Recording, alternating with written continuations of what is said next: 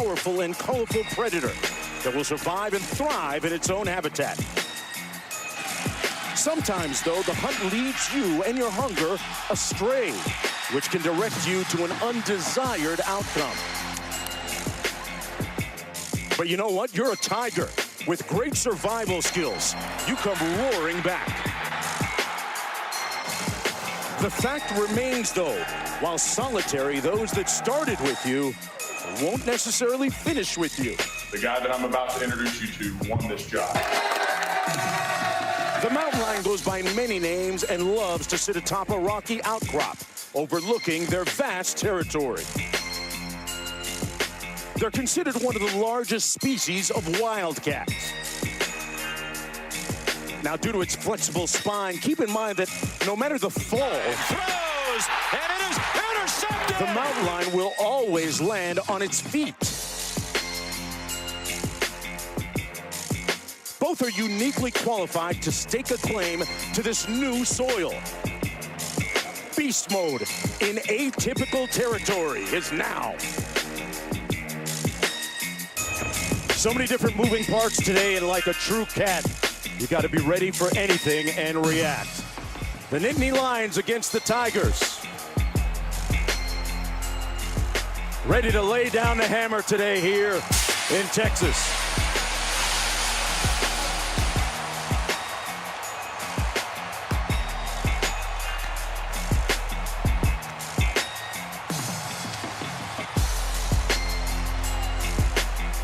First time taking the field as a head coach, Ryan Silverfield.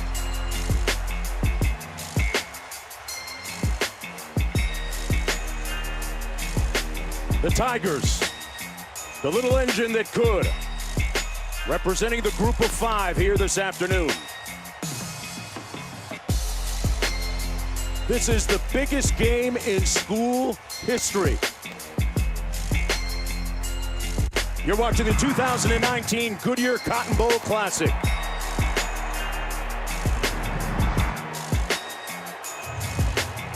The Tigers, number 17, from the grind city, ready to grind it out any way possible against number 10, Penn State.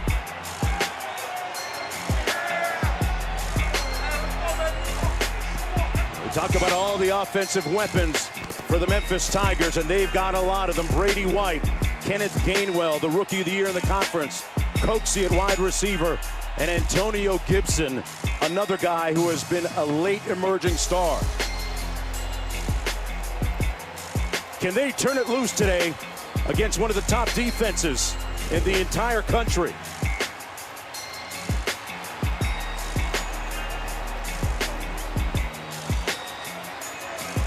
James Franklin leading his team onto the field. Through the smoke, they're ready to give out the smoke today.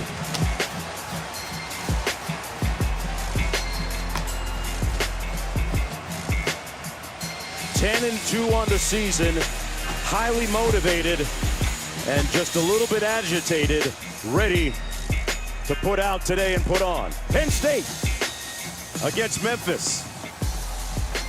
We've been waiting for this for a Let's while, go. Dusty Let's Dvorak. do this. Olivia Decker down to the field joining us in just a bit. This is arguably the biggest game in school history for Memphis. We saw them week one, and they put it down on Ole Miss with a convincing win. They haven't looked back since. Special season for the Memphis Tiger program, and a new head coach in his first game and the biggest game in program history. You want to talk about starting your career with a bang?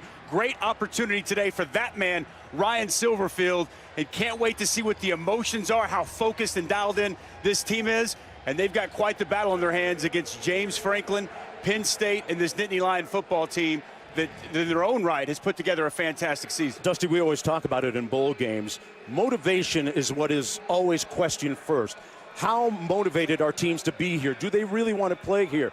In meeting with Coach Franklin yesterday, I think he checked all the boxes for his team. Well, he went back and showed his players that in this game, the group of five has won 3 of the 5 matchups against the Power 5. So he's reminding them you have to stay locked in, stay focused, and always respect your opponent. That's one of the best coaches in college football, 3 out of 4 years. In the New Year's 6, he will have his team ready to play here today. Penn State playing in their 50th bowl game all time.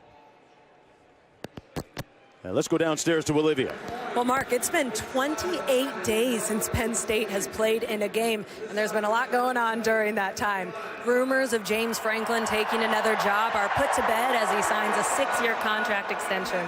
Offensive coordinator Ricky Ronnie takes the Old Dominion job, and Kirk Shiraka is hired away from Minnesota as the new OC. He's even here today, FaceTiming with some recruits from the field, but he's not coaching.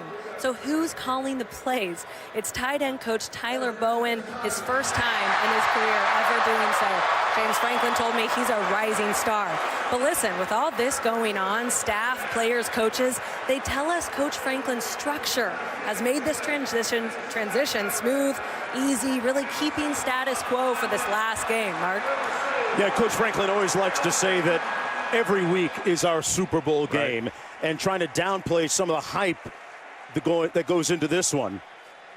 As we take a look at our impact players, our Chick-fil-A impact players of the game, and some real quasars to keep an eye on here on the field. Well, they'll be on the field at the same time today. Kenneth Gainwell looking to make it 2,000 yards from scrimmage here today with 43 more. One of the best dynamic freshmen in college football. And the true sophomore Micah Parsons has quality linebackers you'll find anywhere in college football. These two going at it today is going to be fun to watch.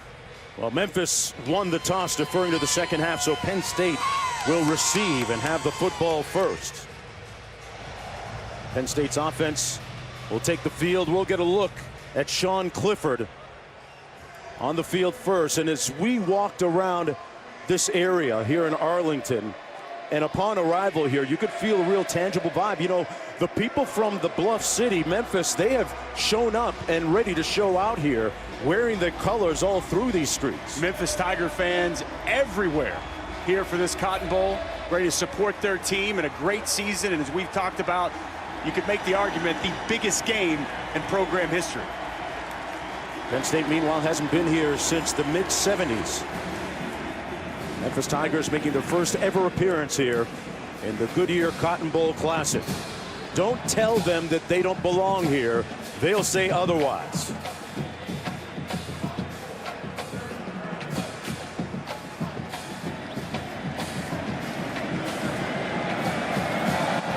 And we are underway as toe meets leather. Down to the 20-yard line, Journey Brown. Starting tailback runs out of bounds, pushed down at about the 27-yard line. Where it'll be first down and 10 for quarterback Sean Clifford, completing 60% of his passes on the season. You heard Olivia speaking with Coach Franklin about his relative health. He was injured during that Ohio State game, but set and ready to go here today. He's thrown for over 2,500 yards this season. Heavy RPO offense. He does a lot of things pre-snap, post-snap. Very intelligent quarterback. And as the offensive coordinator for today, Tyler Bowen, said he's student of the game. On first and 10, a little play action to Brown, and he fires high, intended for Jahan Johnson. Second and 10 coming up. Started for a couple of years, Sean Clifford did. Pardon me, sat for a couple of years behind Trace McSorley, now with the Ravens. Learned a great deal as his understudy out of the backfield, complete to Brown. Made one guy miss and pushed out of bounds right around the line of scrimmage. Might have gotten a yard on the play, setting up a third down and long. Jacoby Francis pushing him out of bounds for the Tigers. Nice job by Memphis rallying to the football just to throw out into the flats for Journey Brown, who's really emerged the last month of the season for this Penn State offense, able to escort him out of the bounds quickly for a minimal gain. Keep an eye on Bryce Huff, number 55, on that defensive front for the Tigers. One of their better pass rushers.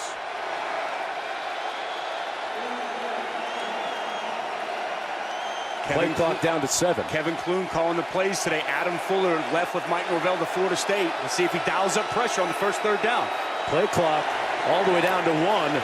Clifford incomplete, almost intercepted, throwing into traffic. J.J. Russell had a hand on it and almost had a shot at picking it off. Instead, it'll be fourth down. So a quick 3 and out for Coach Franklin's squad on the first possession of the game. Well, Memphis decided to bluff and show that they were going to bring pressure, then sit out and play zone coverage. J.J. Russell, as he gets in his drop, reads the eyes of Sean Clifford, steps in the throwing lane, and probably should have had interception on the opening possession. Yeah, surely. A low line drive all the way down to the 15-yard line. This is Travion Samuel.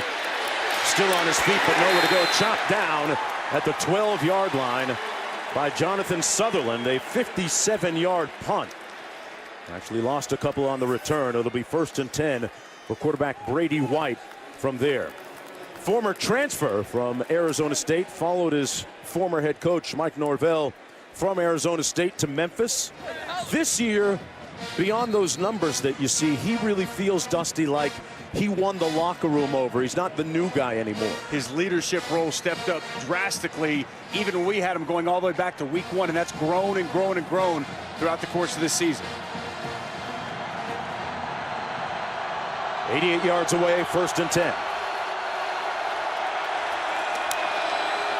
Wilson in motion, and it's incomplete.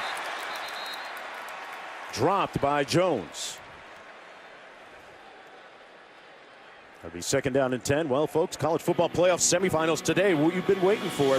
ESPN and the app as well. Heisman winner Joe Burrow, #1 LSU take on #4 Oklahoma in the Chick-fil-A Peach Bowl, 4 p.m. Eastern, 1 Pacific. Then #2 Ohio State, #3 Clemson in the PlayStation Fiesta Bowl. The winners play for all the chips, the national championship, Monday, January 13th on ESPN. 2nd and 10 from the 12.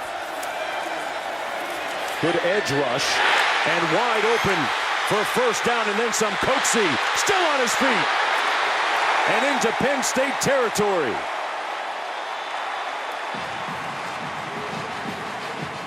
$39 yards in all and a 1st down. Just a 4-man rush by Penn State, sitting back in zone coverage. Coaxey wide open. Brady White finds his man, and excellent job after the catch getting that extra yardage. Coaxey, their leading receiver on the season. White gets it out quickly again, complete. And push out of bounds at about the 42. That's Kenneth Gainwell. Like that previous play, Coaxey just run the slant. Micah Parsons, they thought they were going to throw the bubble, overcommitted. A little over-aggressive there. And Brady White finds his favorite target and makes Penn State pay on this opening drive. Monty Coaxey, the coaches say that nobody works harder than he does. Nobody's more competitive. They go one-on-one coverage down the field. Coaxey, the intended target, well covered in the secondary by John Reed. It'll be 3rd and 4. It's excellent coverage down the field by the 5th-year senior. Best cover man for Penn State. One-on-one coverage, pressing him at the line of scrimmage, getting a little jam on him, hands on him. Excellent position, and well done there by the undersized 5'10" John Reed. 3rd and 4 from the 42.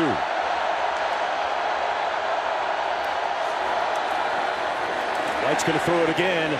Flag down, pass complete, 1st down inside the 35-yard line to Antonio Gibson. Let's see if this play stands, though. There's a flag at the 46. Defense number 18. The penalty is declined. The play made it 1st down. It's going to go against Shaka Toney on the gain of 7. Well, 14 Antonio Gibson has become a weapon for this Memphis offense the latter half of the season. Since SMU, he has just exploded. They got him in a prime matchup there against the safety, Garrett Taylor.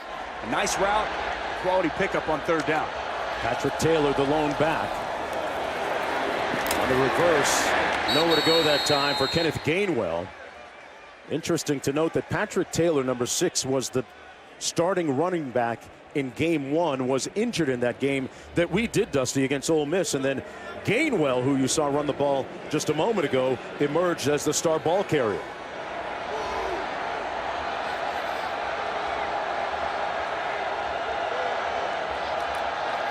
On 2nd and 10. Between the tackles, Taylor, this is what he can do, back and healthy inside the 20-yard line, and a 1st down for Memphis.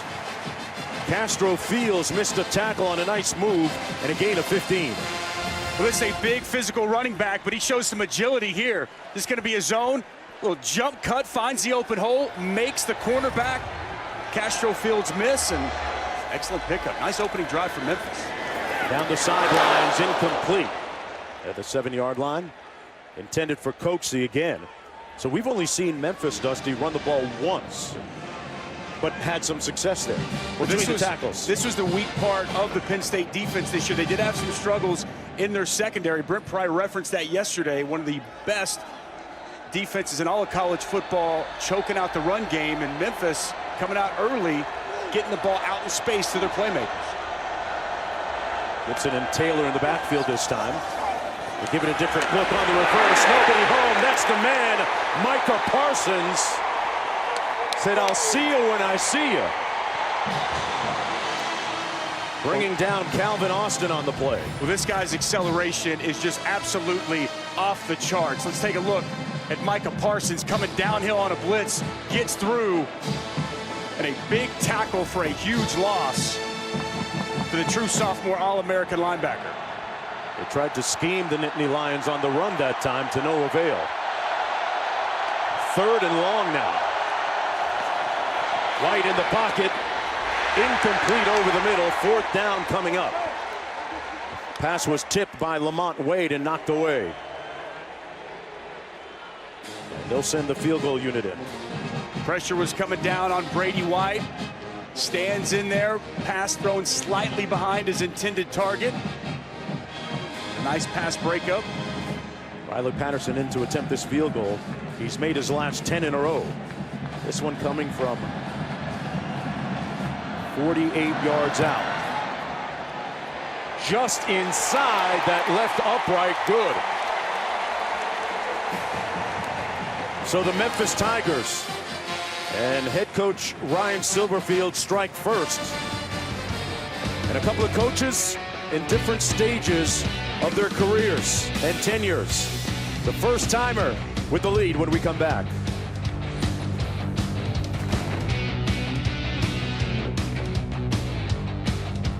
Welcome back, everyone, to the 2019 Goodyear Cotton Bowl Classic. Dusty, you left your indelible mark on this game years ago. Wow. You were bigger and more diesel back then. You guys man. Breaking out the old photos my true freshman year. That was at the original Cotton Bowl we played in back in the day against Arkansas. A very fun game to be a part of.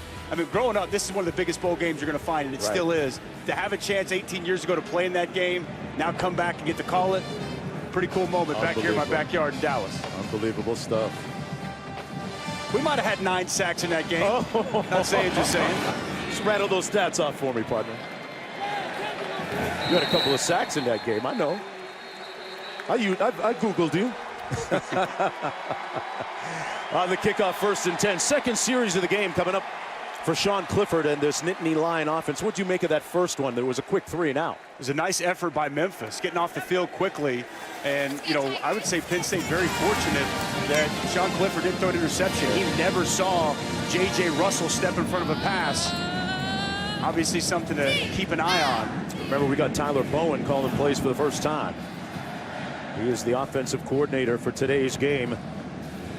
Ron Franklin was actually his offensive coordinator as a player back in the day. They got to get Journey Brown going. It's the guy who had 3 of 4 100-yard games to close out the season. Clifford passes it to the edge. Good catch and run on the play. First down. That's Dotson picking up 12 on a little RPO. It's that run-pass option. Nice read there by Sean Clifford. Here's Clifford being injured against Ohio State. Next to last game of the season. Missed the Rutgers game.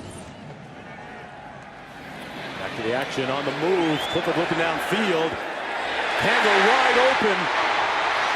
And pushed out of bounds in Memphis territory at about the 32-yard line. Another nice gain by Penn State.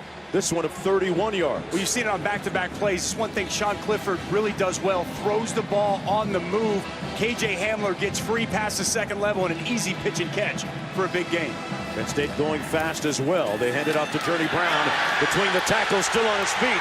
Bringing that smoke with the straight arm, still going. What a journey! Touchdown!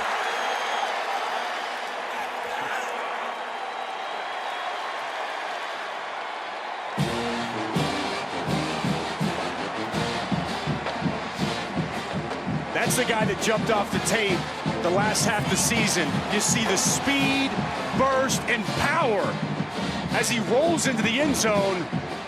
What do they say, partner? It's not the destination, it's the journey. Yeah. Mr. Brown on the board here early. Woo.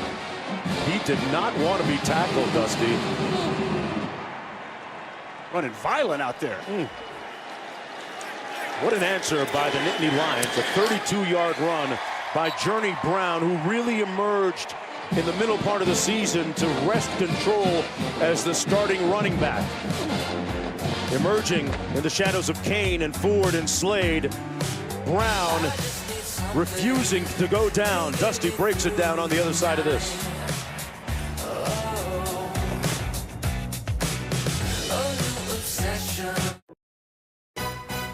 The Goodyear Cotton Bowl Classic, brought to you by Goodyear, celebrating those who rise above.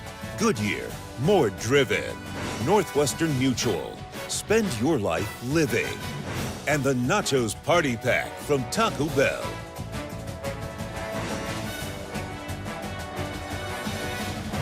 Well, Journey Brown had a great run, but it was also outstanding block. And watch these two take these two and open up a massive hole on the line of scrimmage. Huge hole, nothing but grass in between. And then Journey Brown does the rest, making tacklers miss and punishing defenders with a couple of stiff arms into the end zone. Steven Gonzalez, the left guard, Michael Minute, the center, set up that gaping hole with a nice double team and allowed Journey Brown the opportunity to take it to the house. What a great answer on that drive by Penn State. 3 plays, 75 yards, 56 seconds in all. And now it's Memphis's turn back on the field with an opportunity to answer. Brady White completed 64% of his passes on the season. And an intelligent quarterback, good accuracy. He's going to need it all today against this Nittany Lion defense. Patrick Taylor in at tailback. And that's the guy they're going to have to account for defensively. Micah Parsons. On 1st and 10, the sweep. A gain of about 2 by Jones. Let's go down to Olivia. Well, it's fun watching Coach Silverfield in his first game as the head coach, kind of figuring out who to talk to and when and all the different assignments you have as head coach. But guys, he's still coaching the offensive line. In fact, during warm-ups, he was down there with his hand in the dirt with his guys like normal. Once an O-line coach, always an O-line coach. White into coverage, and it batted away nicely for the second time here this afternoon by John Reed. That's emerging as an interesting storyline, a one-on-one matchup there, Dustin. Well, they want to take shots down the field, and of course, you're going to go to Coxie. How about the hops there by the senior John Reed, getting up and playing big. An outstanding pass breakup 2 times now. They've tried to take a shot down the field. John Reed in great position here early. 3rd and long, 8 to go.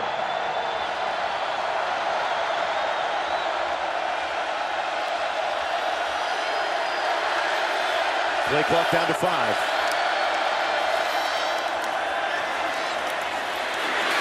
White got a man wide open. Caught by Jones. Down to the 17. 1st down, Tigers. Brady White with some great improvisation, and they pick up 56 yards. Well, it's patience for Brady White. Nothing is there initially. Moves to his left. He's getting run down on by Micah Parsons. The pressure's coming, and he sees his target break free in the middle of the field. Huge strike to Jones. Up at the line quickly. Empty formation, 5 receivers. White completes it. Down to the 8-yard line. Caught by Patrick Taylor out of the backfield. Back to that last play, work on the outside. We were just praising John Reed, just a deep post, and Reed loses him, and Jones continues his route, and outstanding job by Brady White, being patient and locating his open target down the field.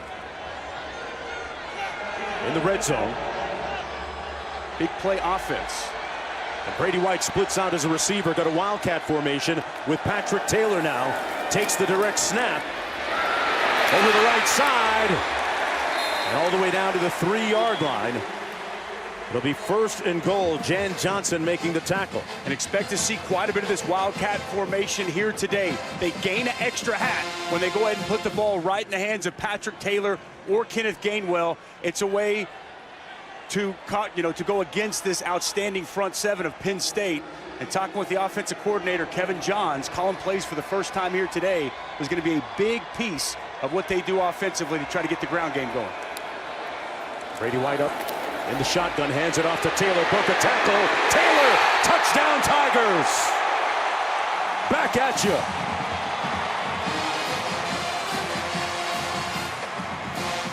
Well, that's an answer right there, partner.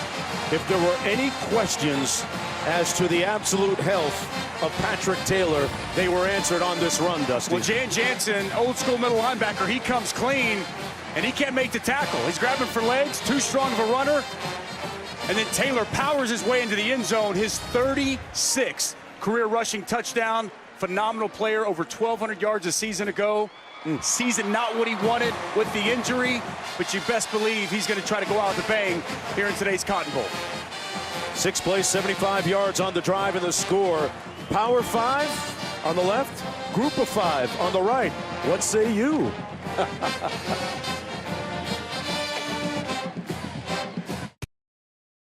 Welcome back to Dallas. Ryan Silverfield coaching his first game for the Memphis Tigers. Here's when he was announced to his team.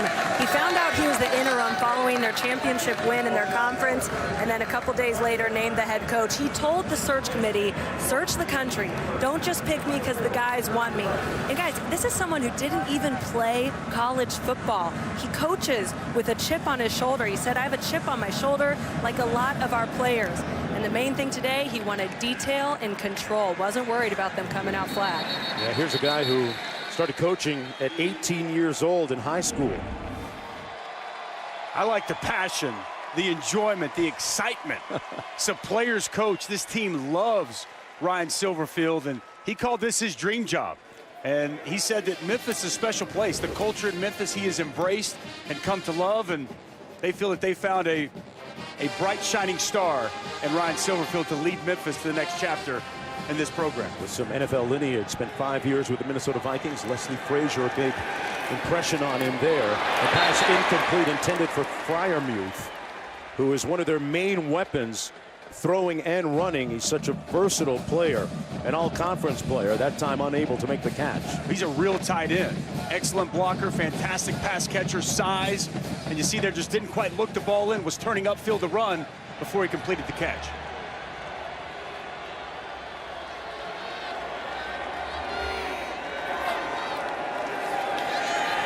With a pressure and a sack back at the 24-yard line. Jonathan Wilson, a.k.a. Swamp, with the sack.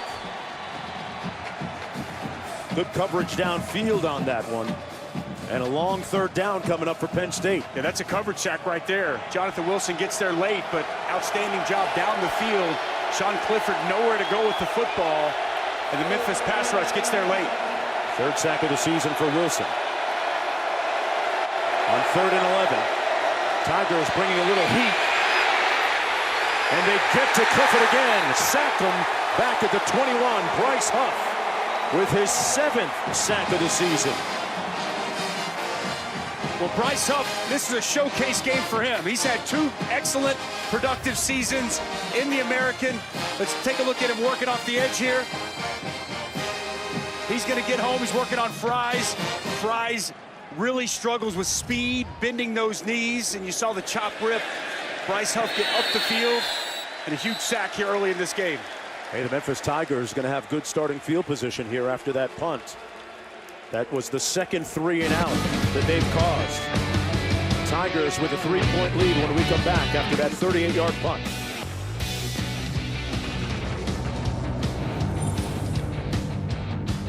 Full game originated when Texas Oilman J. Curtis Sanford paid for the first matchup at the Texas Fairgrounds Cotton Bowl on January 1st, 1937 between TCU and Marquette. Wow. It's the 84th edition of this game, and a pass and catch and run to Calvin Austin for a first down, a pickup of 13. Calvin Austin got some outstanding speed, one of the fastest guys on this offense, zone coverage, and he finds a soft spot. From the 47.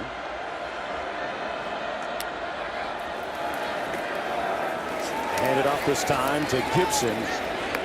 You know, you look at the Penn State helmets, and there's a WT on the back that stands for Wally Triplett.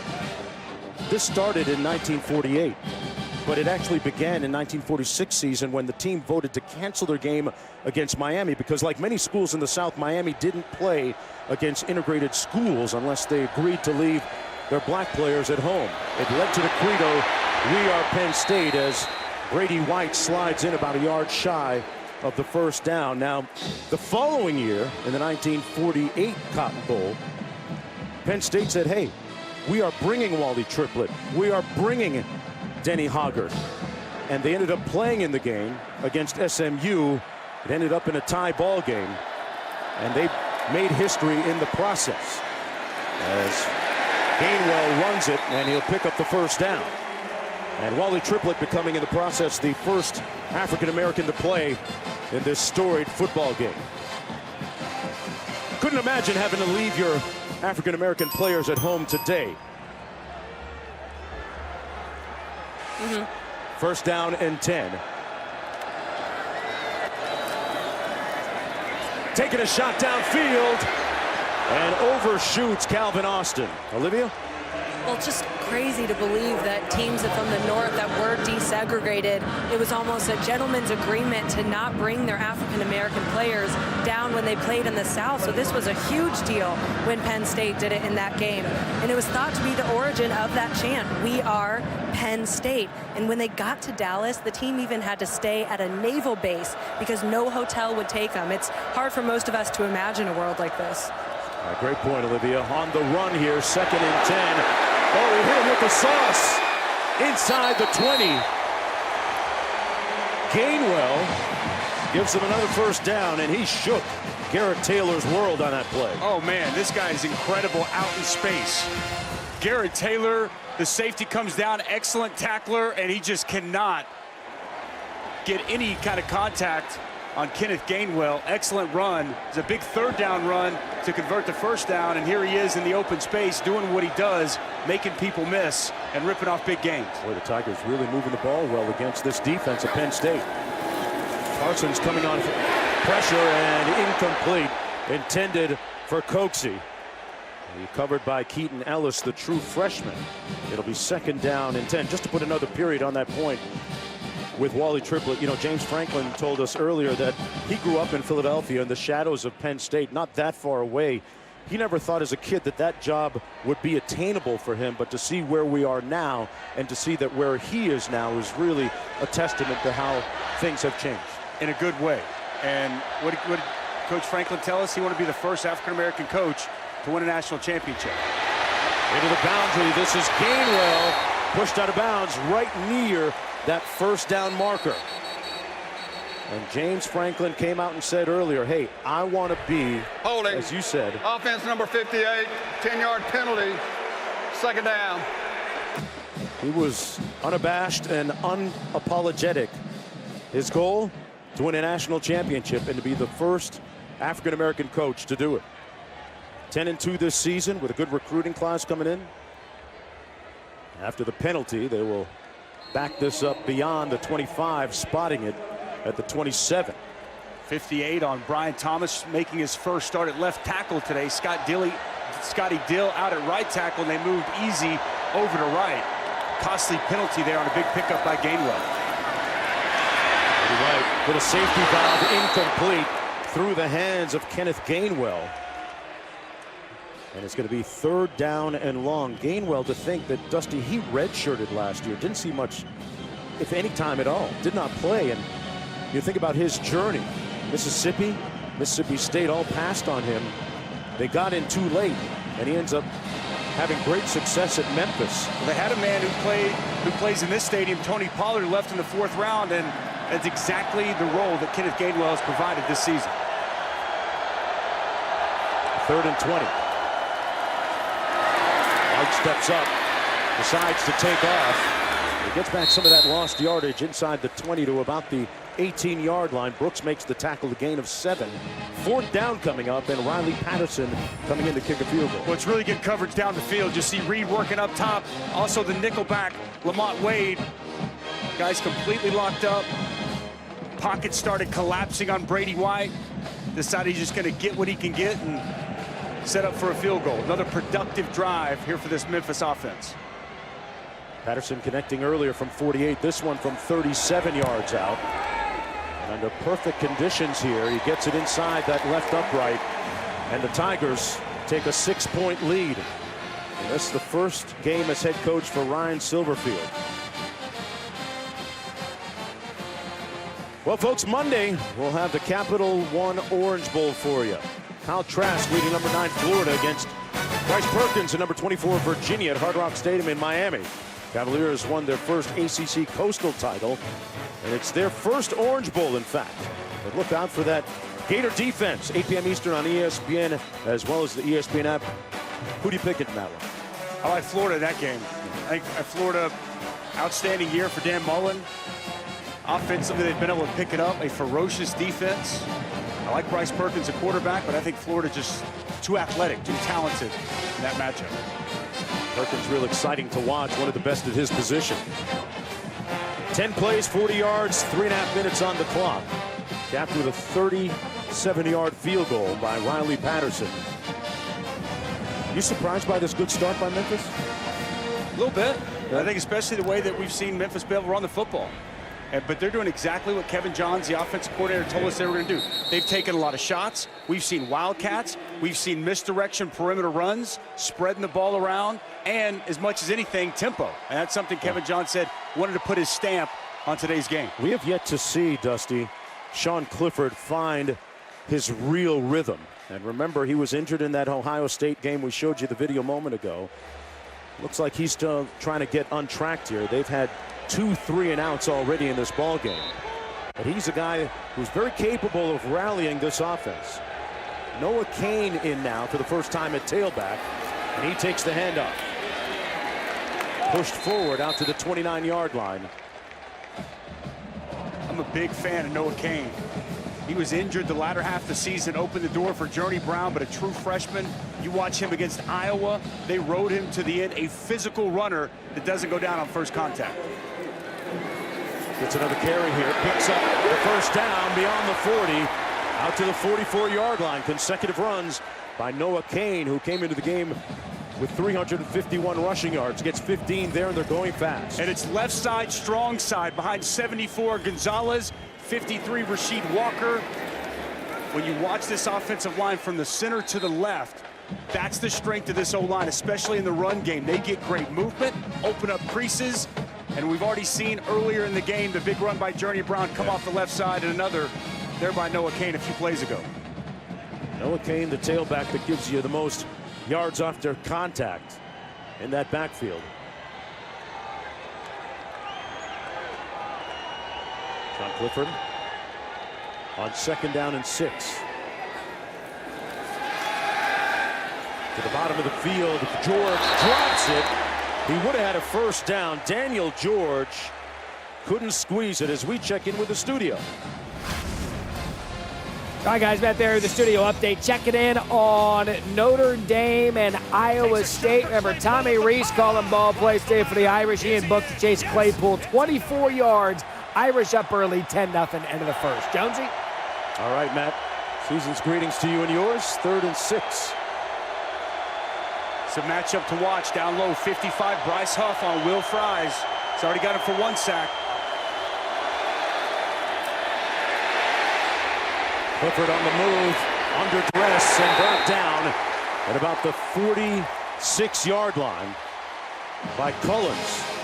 And this Memphis Tigers defense might be saying, y'all are talking about Penn State's D a lot. How about us? That's right. Joseph Dorcius, 94, 55, Bryce Huff. Watch him. And then it's going to be 8. Fastest linebacker, Zaven Cullins. He's going to come over the top, kind of spying the quarterback and escort Clifford out of bounds. A nice stop by this Memphis defense. Gillikin with the punt. Going to bounce at the 15-yard line.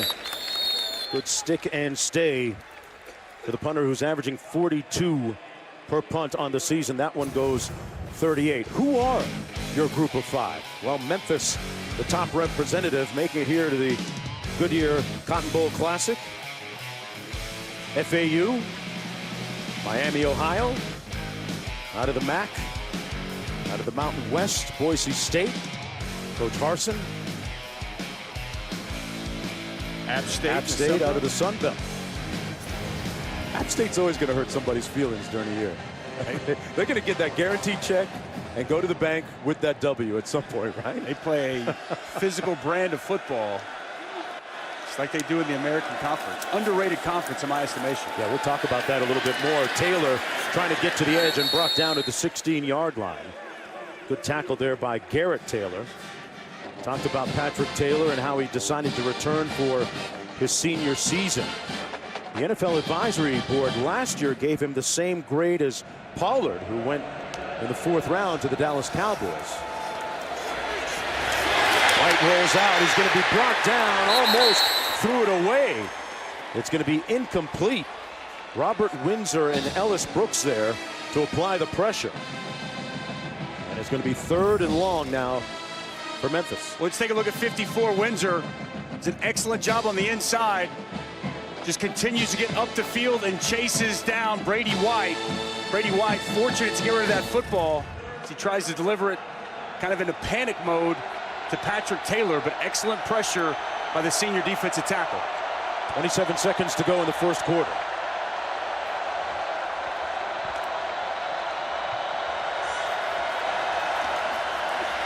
Flags down. They set up the screen, complete to Taylor. Got some blockers in front of him. And let's see the spot. He is just a little bit short, apparently, of the 1st down between the 24 and 25, but there's a flag down at the line of scrimmage. Brooks made the tackle on the play. That's going to be against Memphis, so it'll come back. But Patrick Taylor seems to be running the ball Illegal authoritatively. formation, offense number 58 and number 77. 5-yard penalty, still 3rd down. Both offensive tackles too far in the backfield. 58, and again, we've talked about this. Easy has been the left tackle all season, has moved to right with Dill out. Brian Thomas has come in, sitting back to give themselves some extra opportunity on these speed rushes from these Penn State defensive ends. Cost them on that 3rd down. Now that offensive line with those mistakes has to deal with the head coach as well. Who is the offensive line coach? And that's going to be the end of the first 15 minutes here at the Goodyear Cotton Bowl Classic, folks. Memphis came in as the underdog.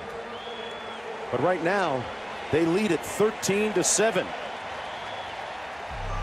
You're watching the 2019 Goodyear Cotton Bowl Classic. A little bit earlier today, the Battle of the Bands. Play your trombone. Back after this.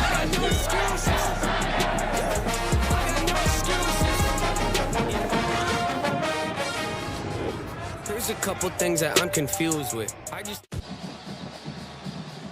Memphis Tigers showing up today, and they're following from the Bluff City with the lead right now and looking at 3rd down and long. Patrick Taylor in the backfield. A lot of blue in the building today. Different shades of it. 3rd and 14.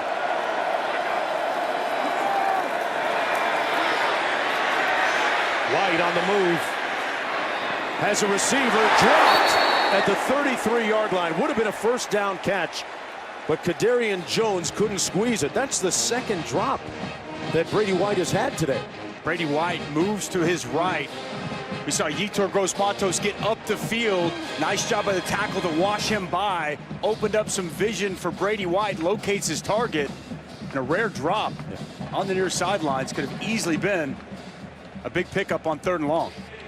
KJ Hamler standing at his own 41-yard line for the Nittany Lions. Williams going to punt for the Tigers.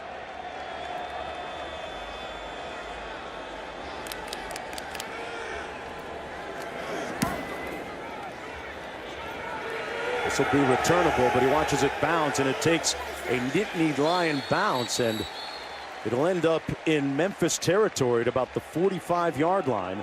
1st and 10 for Sean Clifford after that 35-yarder. Well, coming into today, the big story was this Penn State defense against the Memphis offense. And how about this for a statement by Memphis in the opening quarter? Most yards allowed in the 1st quarter by Brent Pye's defense all season. Here by these Memphis Tigers. It came to play. We showed the playmakers that they had. They have an abundance of them. One of the top offenses in the country, averaging over 41 per game coming in. Sean Clifford hands it off. That's going to be Journey Brown.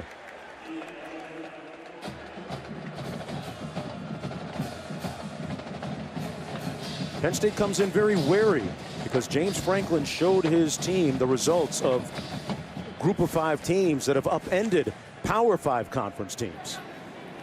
So they came in well warned. Clifford trying to make a play.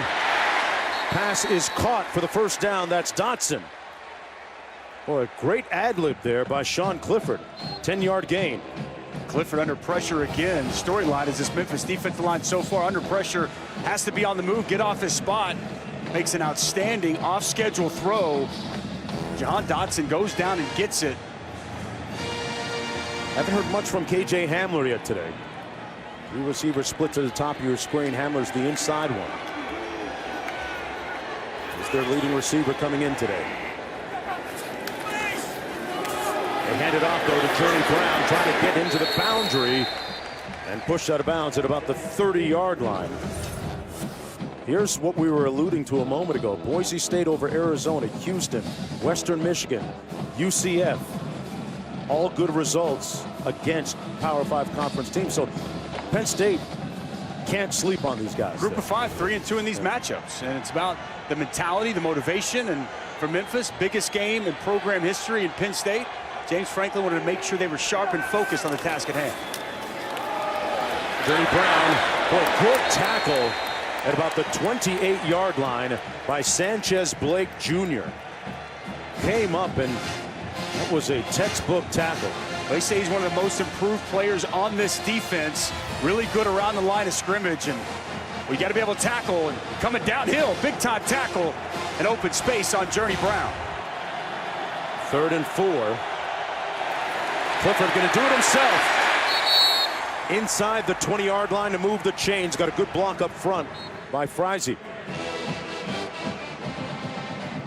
1st down and 10 on the 7-yard gain. A misdirection quarterback run game. Like the block by the tight end. Pat Fryermuth to help spring Clifford for 1st down and move the chains. Noah Kane now in the backfield.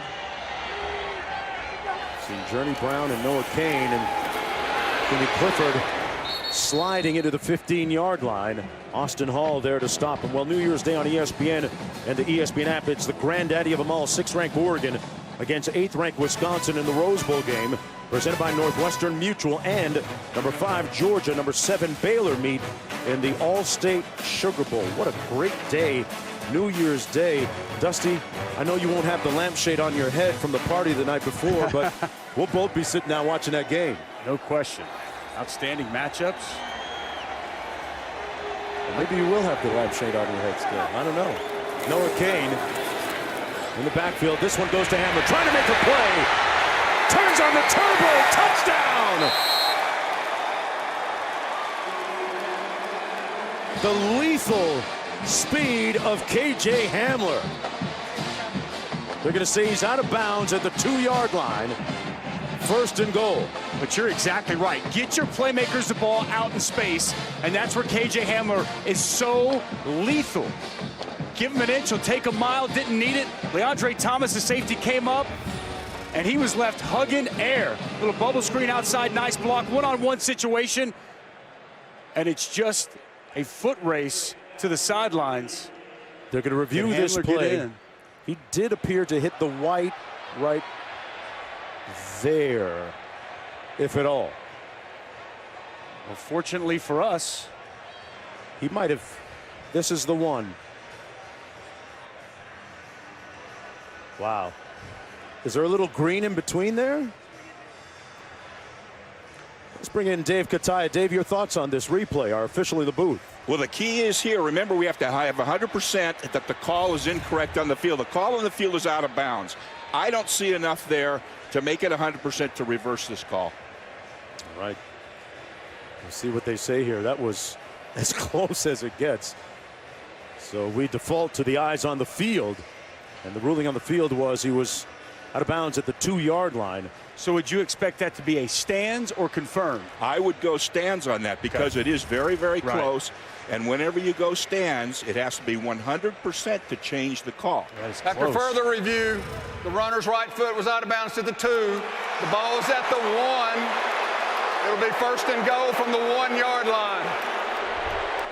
The result is the same, stands, okay, but to me there was not enough. It doesn't make a lot of difference because the call stands on the field, but they're just simply confirming they had enough to see the foot out of bounds. Now, the one thing that did change on that, correct me if I'm wrong, they had him ruled out at the 2. They said the foot's out at the 2, but the ball's at the 1. So it doesn't get in the end zone, but the ball does move up first and goal from the 1-yard line. It's the position of the ball when that foot hits the ground, not where the foot is, where the ball is when he goes out. Thank you, Dave Kataya. First and 10. First and goal from the 1. And they finish the job. Noah Cain, touchdown, Penn State.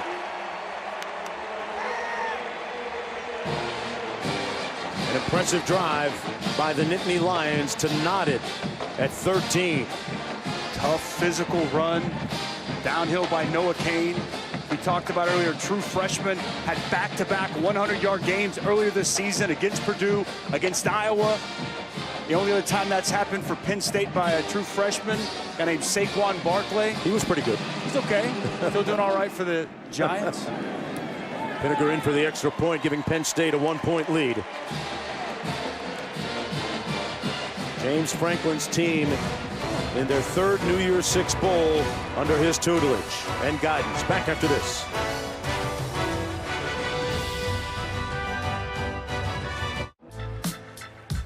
You're watching the 2019 Goodyear Cotton Bowl Classic from Arlington, Texas, and AT&T Stadium. The New Year's Six underway in earnest. The Chick-fil-A Peach Bowl coming up a little bit later. PlayStation Fiesta Bowl. As we get ready for the kick, Nittany Lions with 1-point lead here, 14-13. An 8-play, 45-yard drive. And the Tigers will get it first down and 10, coming back the other way. As for the rest of the New Year's Six, the Capital One Orange Bowl down at Hard Rock Stadium in Miami. The Rose Bowl game presented by Northwestern Mutual as well. And the All-State Sugar Bowl down in the Big Easy. All of the New Year's Six. It's 150 years of this great sport, Dusty Dvorak. As good as it gets, man. And here we are kicking things off on the biggest Saturday in college football. We all wait for the New Year's Six for the college football playoff, and I'll enjoy the holidays, and now it's football holidays. Yes, sir. Taylor and Gainwell in the backfield. Look at the huge discrepancy in yardage. Play game. Offense. 5-yard penalty. First down.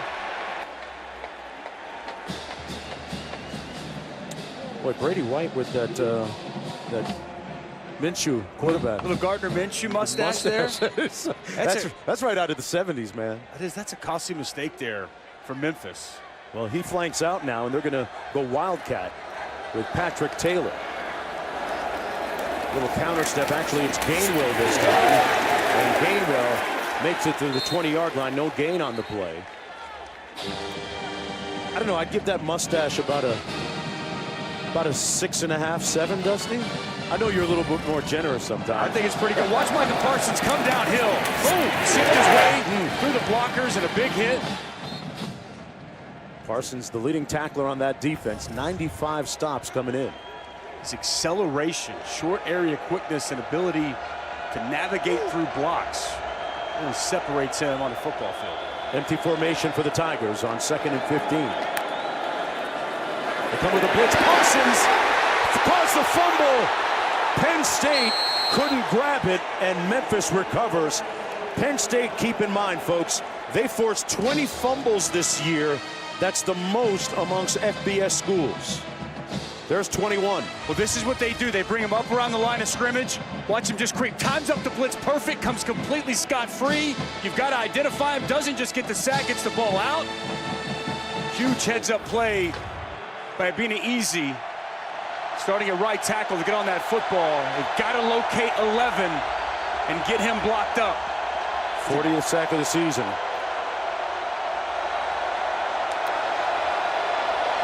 Little movement up front against Oweh. Taking a shot downfield, intercepted at the 48-yard line by Brisker, but it may come back because of the flag. Smart play. It's going to be an offsides on 28, Jason Oweh. Offside, defense number 99. 5-yard penalty, still third down. Brady White figured he had a free one there. Yeah, he jumps here on the initially jump street. That's smart. That's what you do in this type of spot. Recognize that as Brady White. Know you can take your shot over the field. We'll cover two. Safety was over the top. Nice play made there by Jaquan Brisker, but again, Brady White knew he had a free play on his hands. Yeah.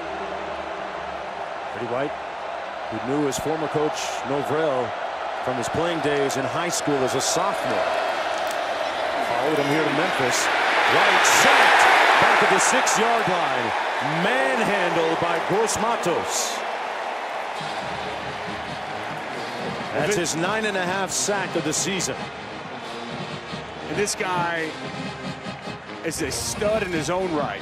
See him work off the edge. He's going to be inside now. See, they have 11 Micah Parsons in at defensive end, and you get Yetur Gross-Matos working on a guard, just simple chop rip, and the length, go-go gadget arm to reach and grab Brady White. Just a phenomenal last 2 seasons, extremely productive. Back-to-back first-team All-Big Ten selections. And On the back, Judge.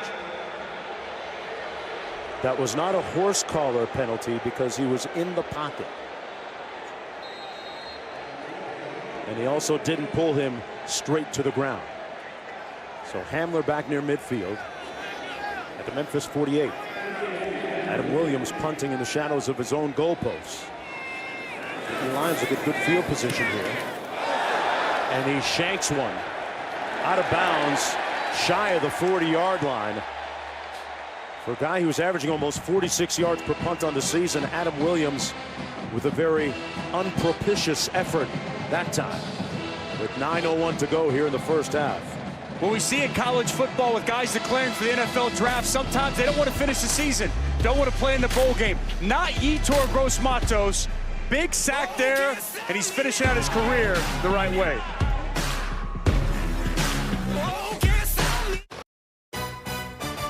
The Goodyear Cotton Bowl Classic, brought to you by AT&T. Capital One, what's in your wallet? The first ever Mazda CX-30, feel alive. And Allstate, reminding you that football season is mayhem. Love those grainy black and white images. 1947 snow and ice resulted in a game that saw a 0-0 score between Arkansas and LSU. It will live on in infamy as the Ice Bowl. 68 degrees in here, buddy. I got no problem with this. I'll take it right here, man. This is as good as it gets for stadiums, right? Yeah. Old schoolers like to say, that's football weather. This is football weather, too. This is nice. On the play action, Clifford under duress, and he's going to be sacked back at the 38-yard line. Penn State with Gates starting field position after that 26-yard punt a moment ago. Wilson with the tackle. Jonathan Wilson with his second sack already so far in this game. And Sean Clifford wanted to take a deep shot. Had deep over. He was looking for KJ Hamler. Never came clean. Nice rush by the senior Wilson. Devin Ford in the backfield. Clifford keeps it. Got a blocker in front of him. Hey, don't sleep on Sean Clifford's running ability. Close to the first down. It looks like he got it. And he moves the chains. This is a smart heads-up play here by Sean Clifford. Saw that he had the edge, and then he just navigates his tight end. Says, go, get out in front. Give me a block. Gives him just enough, and nice first down. 16-yard gain on the play. Throws it on the RPO to Freiermuth. Put his feet down. No! Freiermuth ruled out of bounds, shy of the end zone. But you talk about giving somebody smoke. He ran over the defensive back on the play. The defender had no chance. One more look. Wow. Exact same play. Now they throw it to Freiermuth, and ooh. Get off me. Gonzalez got leveled, and they run it in for the touchdown with Ford. Devin Ford with his 3rd touchdown of the season and the 3rd of his career. And momentum slowly, the pendulum slowly swinging Penn State's way. Quick strike after the big stop. Bad punt gives Penn State great field position. Did not take them long as they were going up tempo. Tyler Bowen doing exactly what he talked about yesterday with this offense. The extra point good. And a couple of key plays on that 4-play, 32-yard drive, using up just 1:14 on the clock. They put on Lawn Boys. They called them Lawn Boys because they eat up a lot of grass. But Fryermuth gave Gonzalez. Oh, we put Gonzalez in the weight room. Man. Dusty will break it down after this.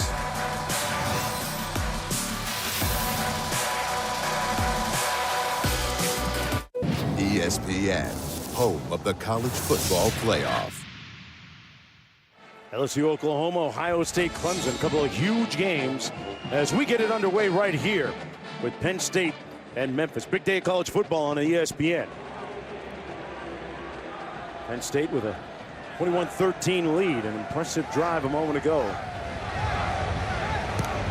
After a quick start by the Tigers, the Nittany Lions with the lead, and on the return out of the end zone is Gibson. They have 3 guys that have brought it back for touchdowns already this year, but not that time. All right, let's go back and look at the last 2 main plays of this drive. Back-to-back plays, and it's the exact same play with the wrinkle. One, Fryermuth's going to be the blocker, lead up for Clifford in the run game. The next, Fryermuth's going to slip out, and they're going to throw him the pass. Exact same play. RPO as the defensive end closes, allows the edge to open up, and you've got options. Quarterback can keep it. He can hit his outlet. Nice job by Sean Clifford, getting a nice pickup on the ground, and then rewarding his big tight end with a dump down, and he caps it off with a physical, violent finish on that catch. Remember Kevin Johns, the play caller today from Memphis. And Tyler Bowen, the play caller for Penn State, saw something. Nice slide into about the 17-yard line by quarterback Brady White. Picked up 5. Brady White at Arizona State missed most of the 2016 season and all of the 2017 season at the Sun Devils with a foot injury. Bounce back, having a good closing to his career here at Memphis. That pass complete. Up to the 19-yard line. That's Jones with the catch. Feels like an important drive here for Memphis. Take a look at Brady White, our player impact rating of a 92.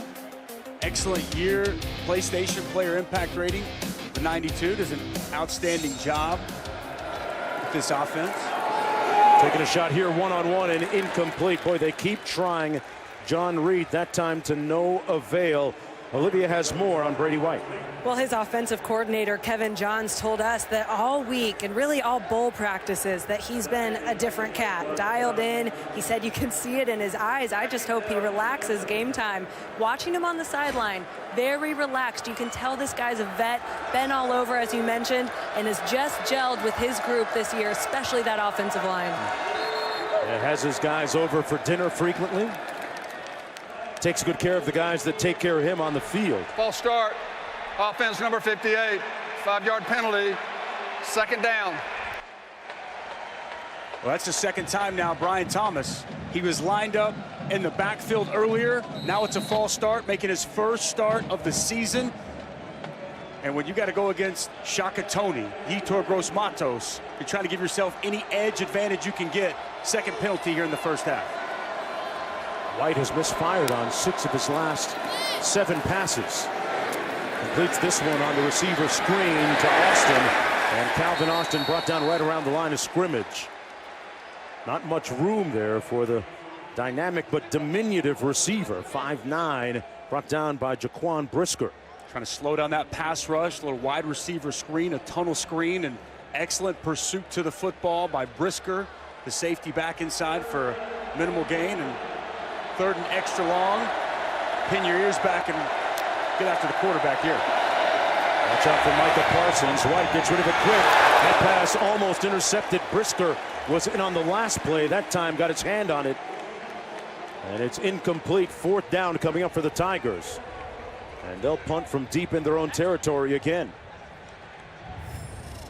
Well, as we'll see, we're going to take a look here at Brady White, and he's telegraphing where he's going with the football. He's looking right here, right now. Brisker is in the throwing lane, continues to expand, reads the quarterback's eyes the entire way, gets a nice pass breakup. Excellent series there by Jaquan Brisker.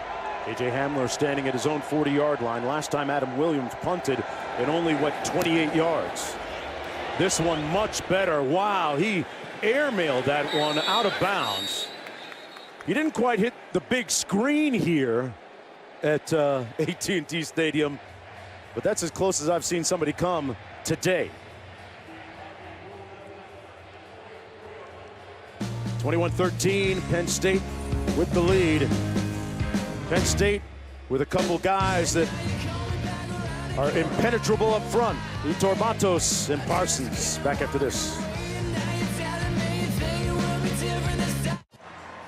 1st and 10 for the Nittany Lions here in the 84th chapter of the Goodyear Cotton Bowl Classic. Journey Brown in the backfield on 1st down and 10. Good starting field position for the Nittany Lions. Little trips right formation. K.J. Hamler, the inside receiver.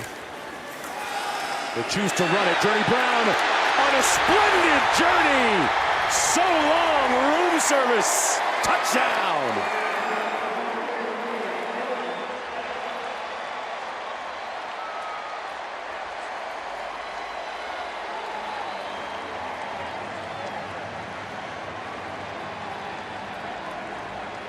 The Lawn Boys cut and eat up some more grass. 56 yards on that one.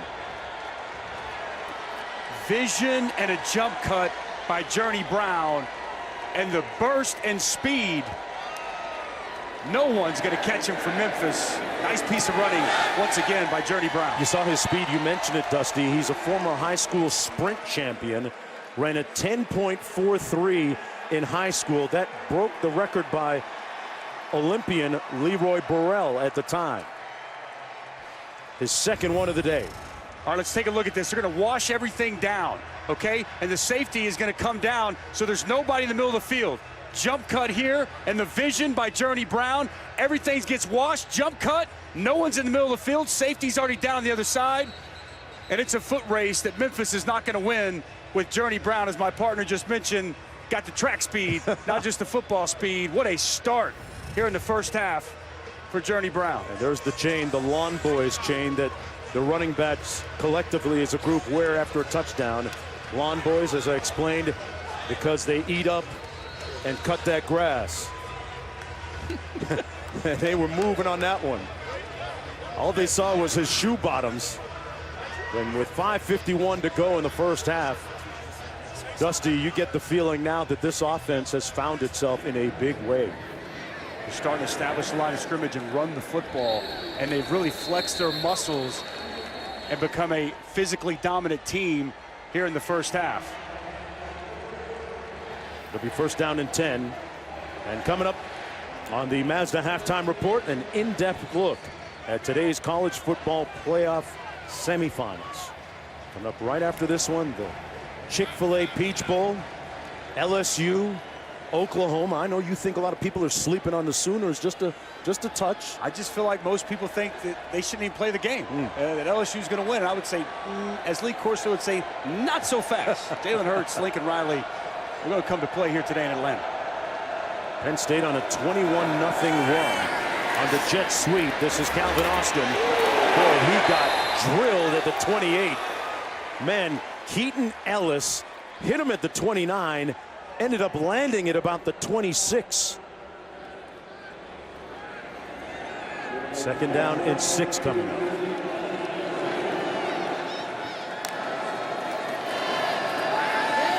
White on the out, complete to Coxie for the 1st down. Want to stay up to date? Hey Siri, what bowl games are coming up? Hey, ask Siri who's going to win those games. Hey Siri, Who you got today?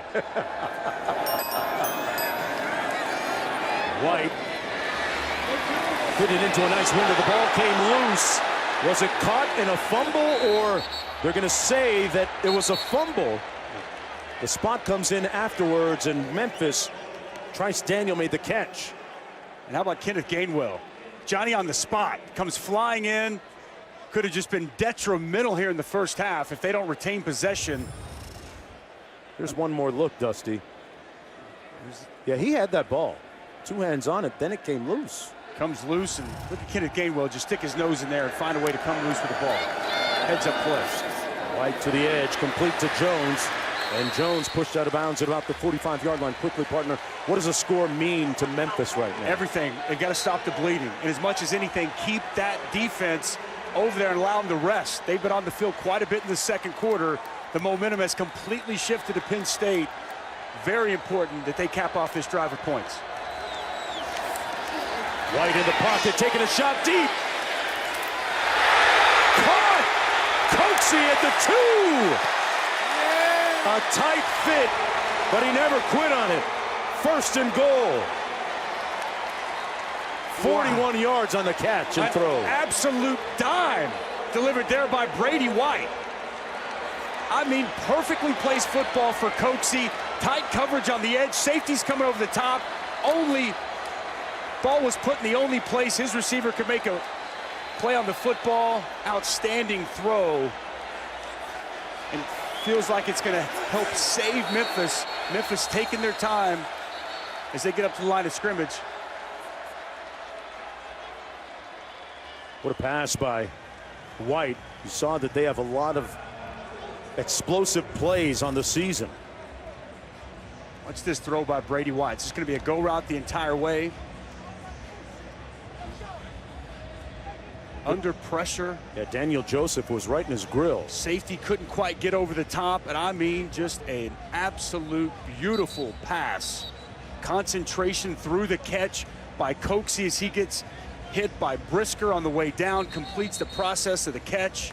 That's just beautiful offensive football right there. Excellent throw and catch by Brady White, DeMonte Coaxey. And talking with Kevin Johns, he told us they've got a special relationship that they've developed over the last couple of years. Yeah, and you know, Coaxey had no offers going into his senior year in high school, went to a bunch of camps, showed well. LSU offered, he committed, then decommitted, tore his meniscus at a track meet after his senior year. Memphis was the only one that stayed on him and stayed true and loyal. He decided to go to Memphis. Gainwell in the backfield on first and goal. Gainwell in the carry, and Micah Parsons pushed him out of bounds at about the 2. It almost feels like there's 4 Micah Parsons out there on the field. Dude can run, man. He is ubiquitous, man, everywhere. Speed is the ultimate equalizer on a football field. And instinct, speed, got a little bit of everything. We know how fast and explosive Kenneth Gainwell is. Micah Parsons able to track him down as Gainwell now back in at the Wildcat. Pound for pound, Parsons the fastest guy in the squad. Can he run down Gainwell here? Gainwell, touchdown Tigers. He got in. And Memphis stops the hemorrhaging, stops the bleeding on that 21-0 Penn State run with a touchdown there. I like the pad leverage. Low man wins, right? Even though Kenneth Gainwell is given 40, 50 pounds to Micah Parsons, watch him get low in the hole. Dorcius gets a block, and you see Gainwell get low, finish off the run in the end zone. I think they may want to take a look at this one. Dorcius, you mentioned, delivered the key block there. Dorcius, a defensive lineman, lining up as a lead blocker on that play. And they're taking a look at this one. Looked to me like that angle is not going to give us a bunch of depth perception in terms of the goal line. This one a little bit better. Good block by Dorsey is kicking out Parsons, and again the pad leverage of Gainwell getting underneath the safety, stretches the ball out. I think instead of guessing here, we'll bring in the expert. Boy, football is somewhere in here. Can't exactly tell, and that's... Well, there must be indisputable video evidence to overturn the call on the field, which is a touchdown. Dave Kataya, what do you think? Well, again, you said it, indisputable evidence. To me, it may be short, but I don't see it as 100% in my opinion. We'll see what replay says. It's close. That it seemed like the Penn State defender's leg was in the way of getting a perfect shot of exactly where the ball was. Here's the call. A malfunctioning microphone, but we understand the body language and the signal. It's a touchdown, Memphis. Dusty's exactly what you said. No angle to get that ball directly. It may have been short, but no way can they change that call.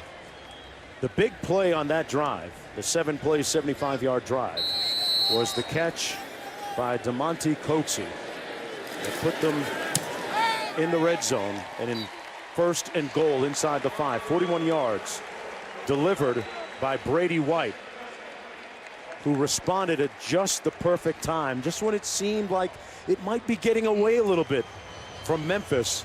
They counter with a big touchdown with 3:15 to go here in the first half, much to the delight of their throng that have showed up in a big way here at AT&T Stadium. And one thing, going back to that big play to Coxie, if you noticed, it was to Keaton Ellis, who's been out there the last couple of possessions in a cornerback. And it's not the fifth-year senior John Reed, who's been locking down Coxie in those situations all day long. So we haven't seen John Reed here in the last couple of possessions. They've gone with a true freshman, Keaton Ellis. That could be something to watch as this game progresses. You know, that clearly not having a fifth-year senior out there who's their best cover guy and having to insert a true freshman could be a matchup that Memphis looks to continue to go to. Now, this is a higher scoring game than some of us thought it might be at this point. 48 already on the board with 3:15 to go here in the first half. It's the first ever meeting between these two schools. Ryan Silverfield in the biggest game in school history, a record 12 victories this year against just one defeat. That one defeat, a controversial ending against Temple. And keep in mind, hey, Memphis, we haven't mentioned it much yet, but they're without one of their major weapons, Joey Magnifico, their tight end here today.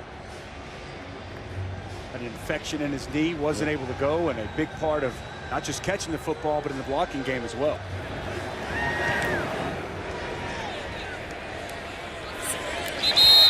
Hamler watches it go out the back of the end zone. And now we take a look at this blimp-worthy play brought to you by Goodyear. Well, the physicality's been on display so far for Penn State early in this game. A couple of stiff arms. Jordy Brown not going to be denied as he takes into the end zone. How about Fryermuth out in the flats, finishing off that run on Gonzalez, lowering the shoulder. Micah Parsons been all over the field so far in this first half. The physicality been on full display for Penn State. Ricky Slade in the backfield on first down and 10. He takes the handoff in a burst up the middle. They gash, lacerate that defensive front all the way down to the 30-yard line. Ricky Slade with a big-time run. Well, they go 4 deep in this running back room, and they like all 4 of their backs. They feel good about every one of them. First time we've seen much of Ricky Slade. Quality cut, speed in the open field. Slade takes it again. This time picks up about 3 yards. Slade, actually, Dusty, was the original starter in week 1. And here it is again. Just kind of picks his way there. Nice blocking up front. The Penn State offensive line really starting to settle in. Crease there, and Ricky Slade finds it and hits the accelerator. Clifford keeps it. And it's going to be about a 3rd down and 3 coming up. O'Brien Goodson making the tackle. Memphis trying to get a stop here defensively. Urging the crowd right now to get into this and help them out.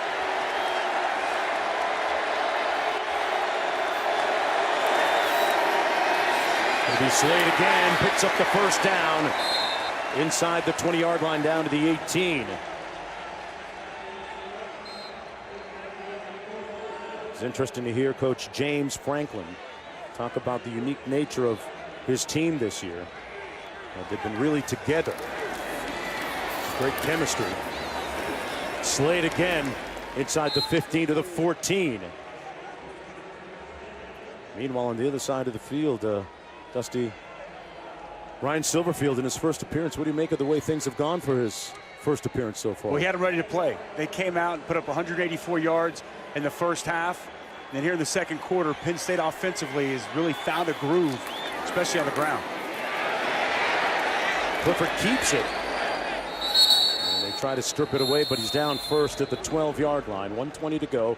Penn State with its full complement of 3 timeouts remaining. Memphis with 2. And the Nittany Lions are going to burn one here. Timeout will be 30 seconds. You know, you look at quarterback Sean Clifford. It has been a turbulent and tumultuous season at times for him.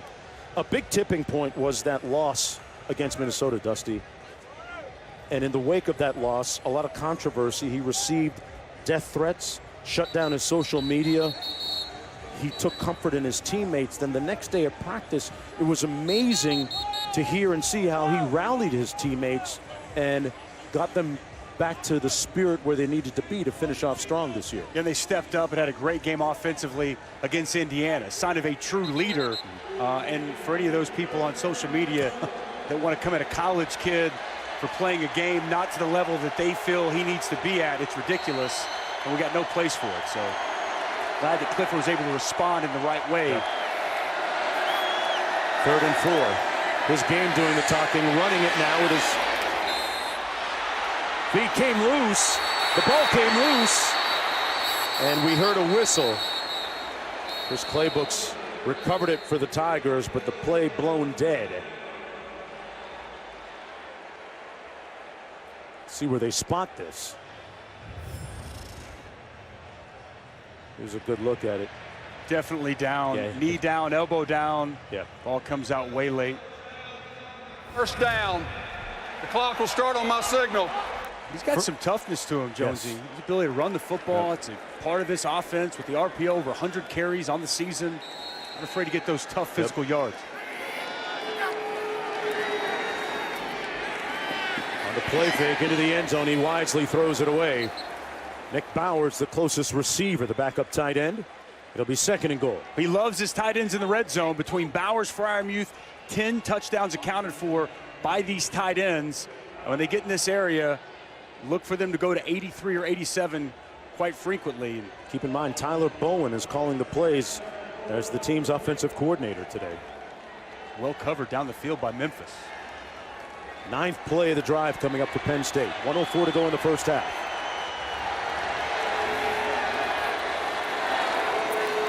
Clifford keeps it inside the 5 to the 4-yard line. It'll be 3rd down and goal. J.J. Russell making the tackle. Timeout. Rather conservative call Penn that State. time. And James Franklin pondering their next move. Oh, what kind of, tell me about the mustache, bro. Tell me about the mustache. What you talking about? You talking about Brady White? Yeah, his mustache. He got a little shadow too. What's with the quarterbacks? Oh, I mean, come on, this is, look at that. That's Raleigh finger style right there. That's manicured. That's fantastic. You just don't wake up and get that kind of mustache. I mean, that. Oh, no. You put some work and effort into that. Brady White rallying the troops over the side. I'm a little interesting to me that Penn State elected to use a timeout there.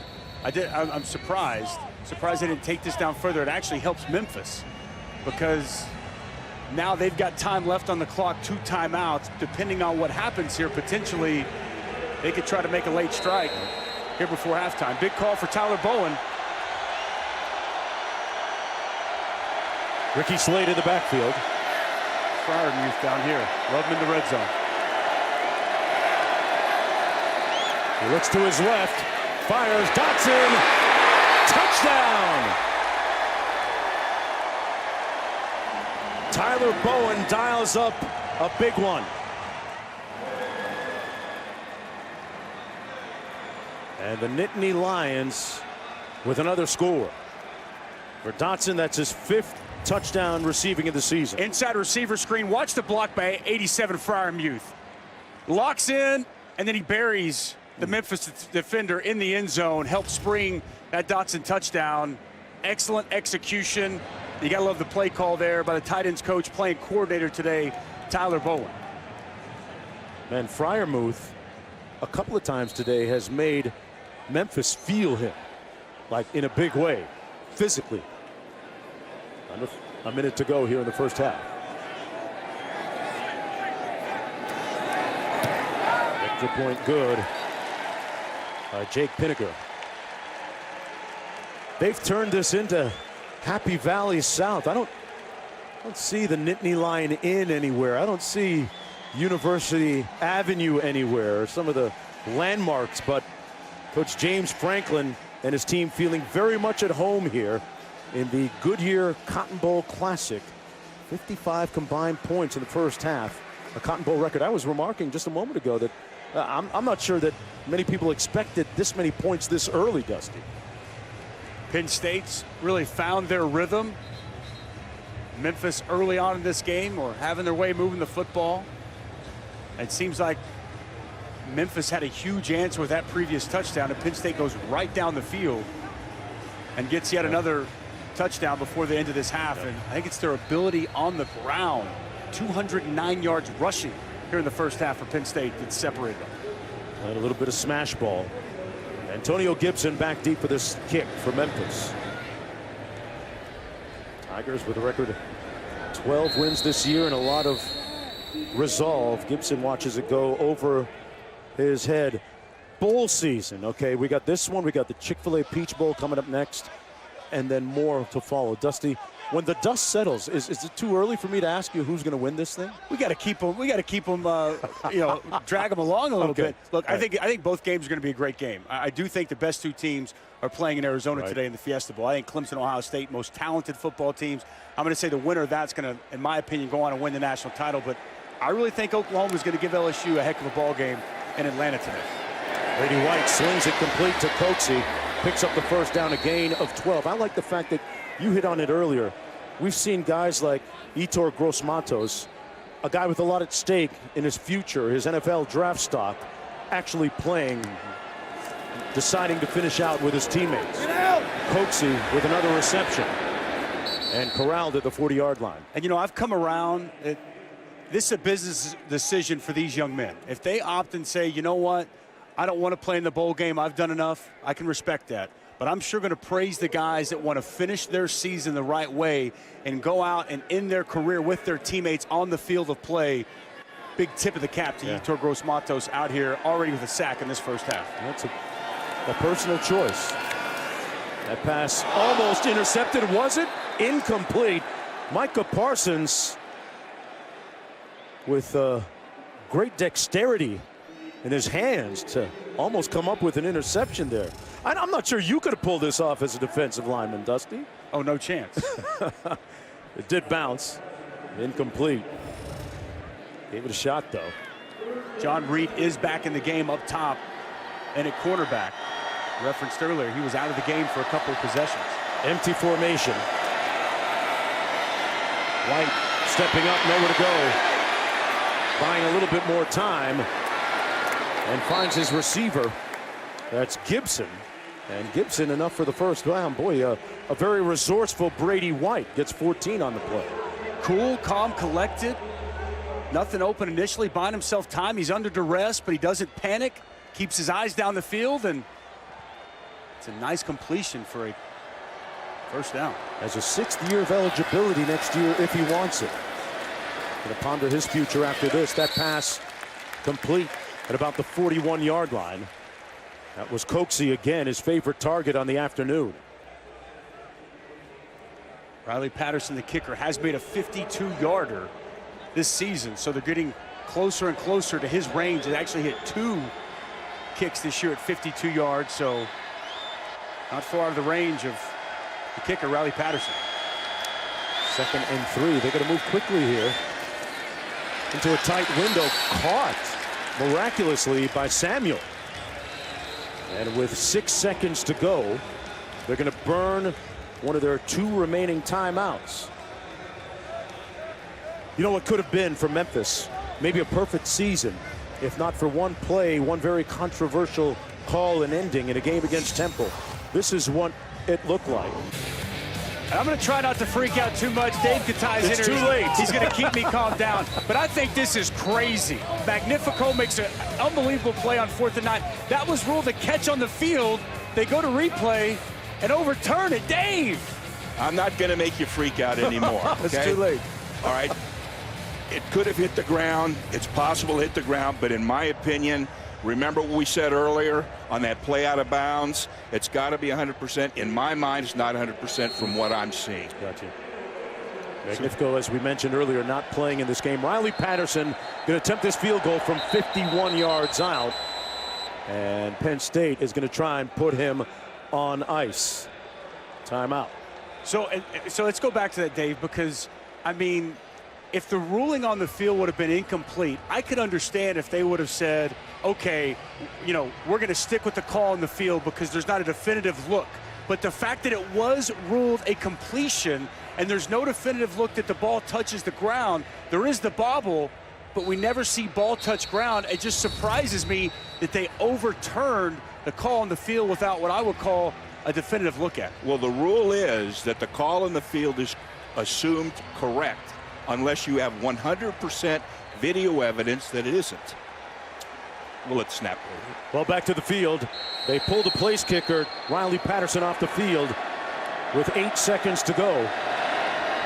White completes it, got to get out of bounds. Gainwell steps out of bounds.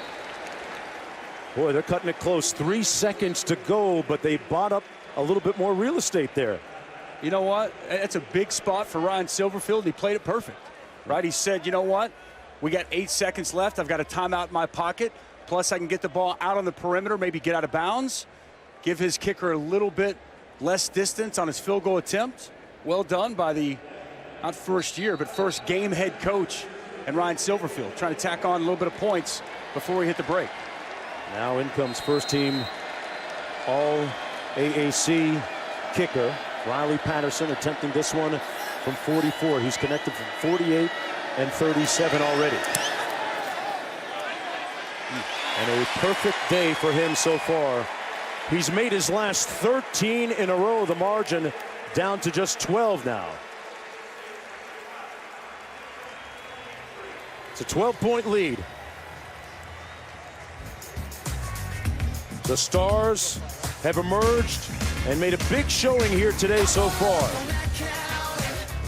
In the first ever meeting between Memphis and Penn State. You're watching the 2019 Goodyear Cotton Bowl Classic.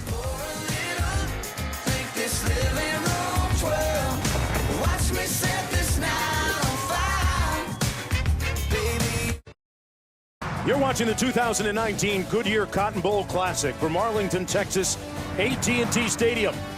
Back for the second half of play, the Group of 5 representative from Memphis taking on the Big Ten's Penn State Nittany Lions, who have the lead right now, 35-23.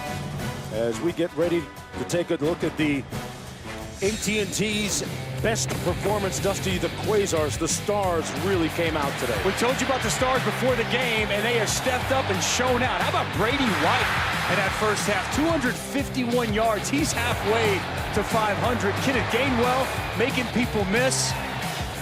Devontae Coxie, 6 catches, 109 yards, his 11th 100-yard game of his career. And on the other side, Yetur Gross-Matos, we've talked about him quite a bit. He had a sack. KJ Hamler, the speed is off the charts. And Micah Parsons, what can I say but wow. 10 tackles, 2 for a loss, and a sack. The Stars have come out here in Arlington. Folks, if you think that this game is over, it's not, because this Memphis team is one of the top 10 offenses in the entire country. They've shown in the first half, Dusty, they can put points up. They've had a bunch of explosive plays. They're going to get the ball here to start the third quarter. What do you expect to see from them? They're going to have to continue to go up top, right? Make some explosive plays. They have not been able to establish the line of scrimmage and run the football on the stingy front seven of Penn State. So it's going to be up to that man, Brady White, who has stepped up to challenge time and time again throughout the course of the season. I like the way he's extended plays, kept his eyes down the field, and located targets for some big chunk plays. 3 plays of 40-plus yards in that first half alone. That last touchdown they scored before the end of the half was huge. as Olivia had a moment to spend with Coach Silverfield. What did he have to say, Olivia? Well, he told his guys in the locker room, you have 30 minutes to make your legacy. No pressure, right? And one of those guys he's talking to is receiver Antonio Gibson. He actually went into the locker room before halftime, only had 3 touches on offense in the first half. Remember, he was the American Championship game MVP. Coach Silverfield told me he's fine, and they want to get him more touches, get him more involved in the second half. I love that, Olivia. It's a great point. Antonio Gibson, they rode him down the stretch of the season. Got to get him touches, whether it's as a running back or receiver, here at the remainder of this game. On the kick, it'll be 1st and 10 for the Memphis Tigers, and Brady White at quarterback.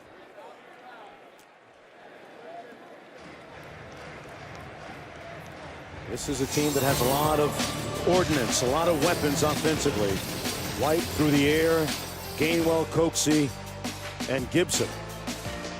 Gibson, the late emerging star in the last 3 or 4 games of the regular season. And Coxie taking his brother to the field each and every time, Gainwell taking his brother to the field each and every time he steps between the lines.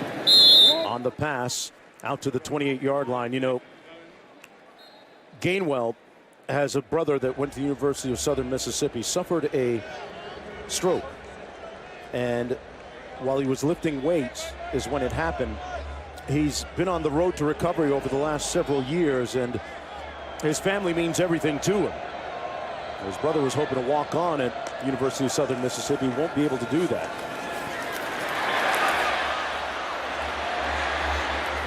Here's White. In his own words, here's what he had to say. He's just making me want to go harder, harder. Every drive, every play, every game, no matter how hard it was, he was always there. It's goosebumps right there. Plays for his brother, and he got a special relationship. And as you mentioned, here's to a speedy recovery for him. 3rd down and 3. First drive of the 3rd quarter. Pass complete for the 1st down on the quick slant to DeMonte Coxie. Picks up 11 yards. And a good start here on this opening drive of the second half. I like the poise of Brady White in the pocket. Watch Gross Matos. He's going to come off the edge here. He's going to be a free hitter. Brady White just doesn't even bother with it. Knows he's got the slant inside. Finds his target, Coxie. Doesn't worry about the rush. Picks up a big 1st down. Empty formation. 4 receivers out to the top of your screen. White looking that way. Completes the pass out to midfield. It's Gainwell still on his feet, still on the move, and Gainwell spins down to the 26-yard line. That one's for you, big brother. 30 yards. Versatility, such a good pass catcher out of the backfield, all alone in the flats, and you get this guy in the open field, he's going to make you miss. Big time play here coming out of the half for Kenneth Gainwell. That one was for his brother, Curtis Gainwell. 1st down and 10 from the 26. On the reverse, and the throw. White open. Some trickery. Brady White lunging just short of the end zone. Kadarian Jones with the pass to the quarterback. How do you like me now? Kevin Jones, the offensive coordinator, he's leaving it all on the field. Little reverse pass throw back to Brady White, who sneaks out in the flats. Nobody's there. Gets tripped up prior to the end zone. What a start for Memphis coming out of the half. You talked about how important that misdirection was going to be against this Penn State defense. Dorsey is in the backfield now, the lead blocker as they line up out of the eye. White keeps him. Dorsey is with a push from behind. Signal, not yet. Touchdown! The Tigers punch it in.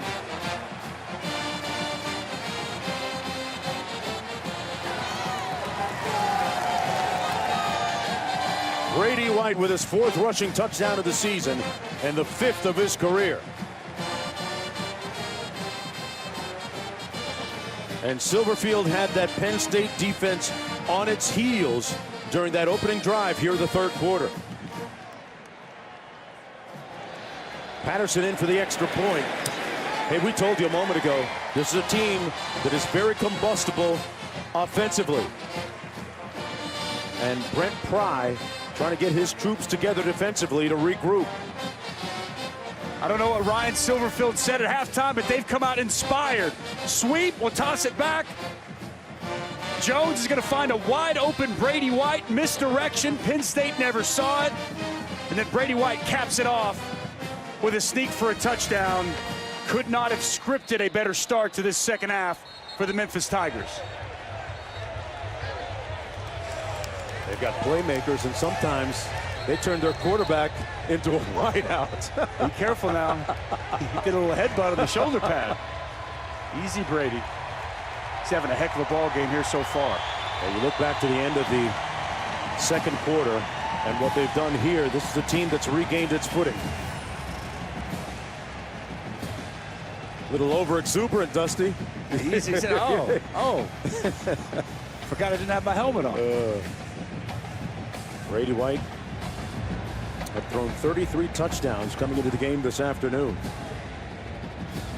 They're still yet to decide whether he'll come back for his 6th and final year. That's right, he's been granted an extra year because, as I mentioned earlier, back at Arizona State, he missed most of the 2016 season and all of the 2017 season with a foot injury.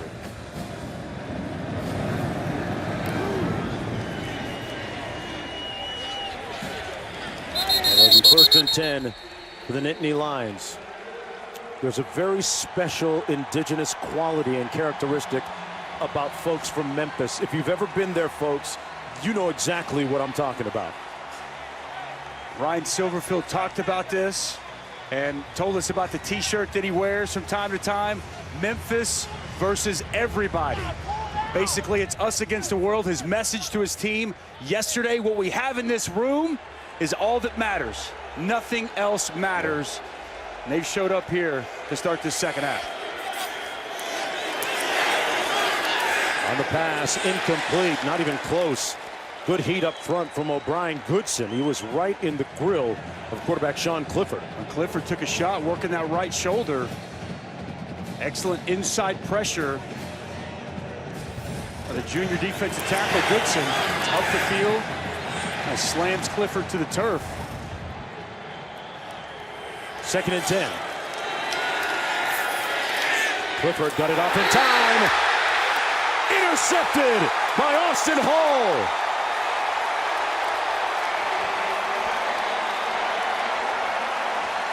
Big time play for Austin Hall. His 2nd interception of the season. Couldn't have come at a better time, Dusty. Wow, what a play by Austin Hall, the 5th-year senior, former walk-on. Watch him right here. He's going to read the quarterback's eyes. He knows they're going to KJ Hamler, undercuts the route, and a huge interception to get Memphis the football back in great territory. They are going to take a look at this to confirm that it was a catch. That's the first turnover of the game if it stands. And a dejected quarterback on the sideline, Sean Clifford. That's just a smart football play by Austin Hall. The Memphis Defensive Player of the Year. That looks like an interception. That definitely looks like an interception to Dave me, Dave Kataya. Dave Kataya, what do you think? Well, the two angles we've seen so far, I don't see anything that tells me that ball hit the ground. Here's another angle. Let's take a look at this and see what happens. Hands are under the ball right now. Let's see if the ball moves at all. It hits the ground. Right there. This is a catch. Yeah, After further review, the ruling on the field of an interception is confirmed. 1st down. Dave Kataya, your brethren, confirming that for us. And Memphis in great striking territory here at the 29-yard line. James Franklin, a little bit rattled here coming out of the second half. And with Ryan Silverfield, his first game as a head coach, must have been quite the halftime speech, Jonesy, because this Tiger team has come out on fire. Olivia said earlier that he told his team, I need passion, but it needs to be controlled. Patrick Taylor in the backfield, 1st and 10 for the Tigers. And this time, White brought down back near the 40. Mustafa with the sack that time. Not many options on that play for Brady White. Well, P.J. Mustafa comes through clean, almost unblocked. Brady White, nowhere to go with the football, kind of takes the sack there. Nice play by the big defensive tackle to slow Memphis's roll here. Loss of 9 on the play. Right on the shuffle pass. That's going to be number 14, Antonio Gibson. Guy that was key in their last couple of games. He picks up 10. So it'll be 3rd down, about 9 to go. Brown making the tackle. I love this play. Roll to the right, get full flow that way by the defense, and then slip Gibson in underneath, and a little shovel pass. Get their playmakers touches in unique, different ways. We continue to see it, and that's Antonio Gibson getting a much-needed touch here in the second half.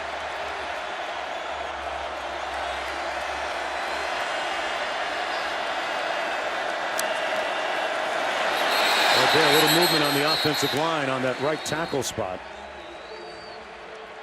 Looked like it was easy, or Windsor might have jumped first. We'll see. It's a false start. False start. Offense number 77. 5-yard penalty. 3rd down. Well, being easy, the perpetrator. Well, I can tell you it ain't easy when you're going against this defensive line. Yeah. And you're so mindful and thinking about the speed they have off the edge. Right, you want to give yourself 3rd and 9 situation. You know, defensive end, he's thinking, I'm coming to get the quarterback. I'm going to get that big first step. So that offensive tackle, now all of a sudden, he's trying to get, trying to beat that snap, time it up perfect, so he can give himself an opportunity against a bad man like that, Yetur Gross-Matos. At one time, he was actually offered by Alabama during his recruitment. You see that club on his left hand. 3rd and 14. They're going to get to the 19-yard line. Play clock. Down to 7. Empty formation, 5 receivers. White down the sideline. Coatsy won't even have a shot. Well defended by John Reed, who has been staunch today. Back to Gross-Matos and that injured left hand that he's been playing with for several weeks now. Doesn't seem to be impacting him negatively on the field, Dusty. No, especially with this pass rush. And hey, man, sometimes you got to do what you got to do to play. And this guy plays with unbelievable effort, high motor. And that's excellent job down the field again by 29 John Reed, man-to-man coverage with Coatsy. This is from 51. And it's a 2-point game. That is a Goodyear Cotton Bowl Classic record for distance, 51 yards. We got a ball game, folks. What a great way to end the decade for Memphis. They flipped the script on their story and continuing to write some prosperous chapters.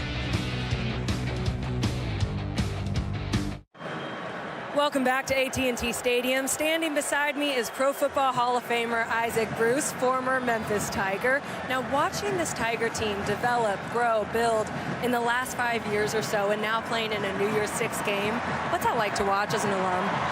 Well, it's special. It gives myself and along with my former player teammates an opportunity to be on a stage like this. It's a phenomenal event, a great game, and hopefully we can pull it off. You're one of 3 Memphis receivers to eclipse 1,000 yards in the season. One of them is on this field. DeMonte Coatsy tonight, already with 100. What do you like about his game? Well, he's been a big playmaker for us all year long. I mean, he's big, he's athletic, can run. He attacks the football in the air, and I think he has a chance on the next level. Isaac, you did something really cool this week. You gave 3 tickets away to the Memphis Boys and Girls Club for their family, for their flights and the hotel stay. Why is that so important for you to involve local kids in this big experience? I think it's important in our culture, what we do with our tithe that we put away every 3rd year. So I want to be a blessing, be a beacon of light to the younger kids, and plus I'm a Boys and Girls Club alum, so I want to just reach out and bless someone for during these holidays. Incredible story, incredible message. Thank you so much. No problem. Thanks for having me. Back to you, Mark. Awesome work there by Isaac Bruce, being a blessing to so many different people. On the cutback, this is Journey Brown. Ends up about 2 yards shy of the first down. Greatest show on turf, Isaac Bruce, man. Oh, him and Torrey Holt. Yep. They could absolutely roll. Well done there by Olivia. And very cool what Isaac Bruce has been doing. Anthony Miller, 2nd round pick a couple years ago with the Bears. Journey Brown still on its feet, broke a tackle across midfield, all the way down to the 45-yard line. Penn State moving quickly here. it's just a simple inside zone. They're getting so much wash. The cutback is right there. And the vision of Journey Brown and explosiveness. A couple of quality runs. Quick 20 yards for Journey Brown. And this time he's going to be sacked to put it on the ground. Sean Clifford fumbled it, but Penn State got it back. Morris Joseph made the tackle and subsequently caused the fumble on the play. So they're going to move the ball all the way back to Penn State's side of midfield at the 49. See him right here working. Other side, swims inside the guard, 74. He's able to beat Steven Gonzalez with an inside move. Excellent job by Morris Joseph. Did not get off before the snap. 5-yard penalty, still first down. It was a nice pass rush, but it was all for naught. How about that? Illegal substitution. That's part of Penn State's plan, though, right? Yep. To go fast. They were going at warp speed right now, and Memphis trying to get a substitution in and didn't do it quick enough. Makes it 1st and 5.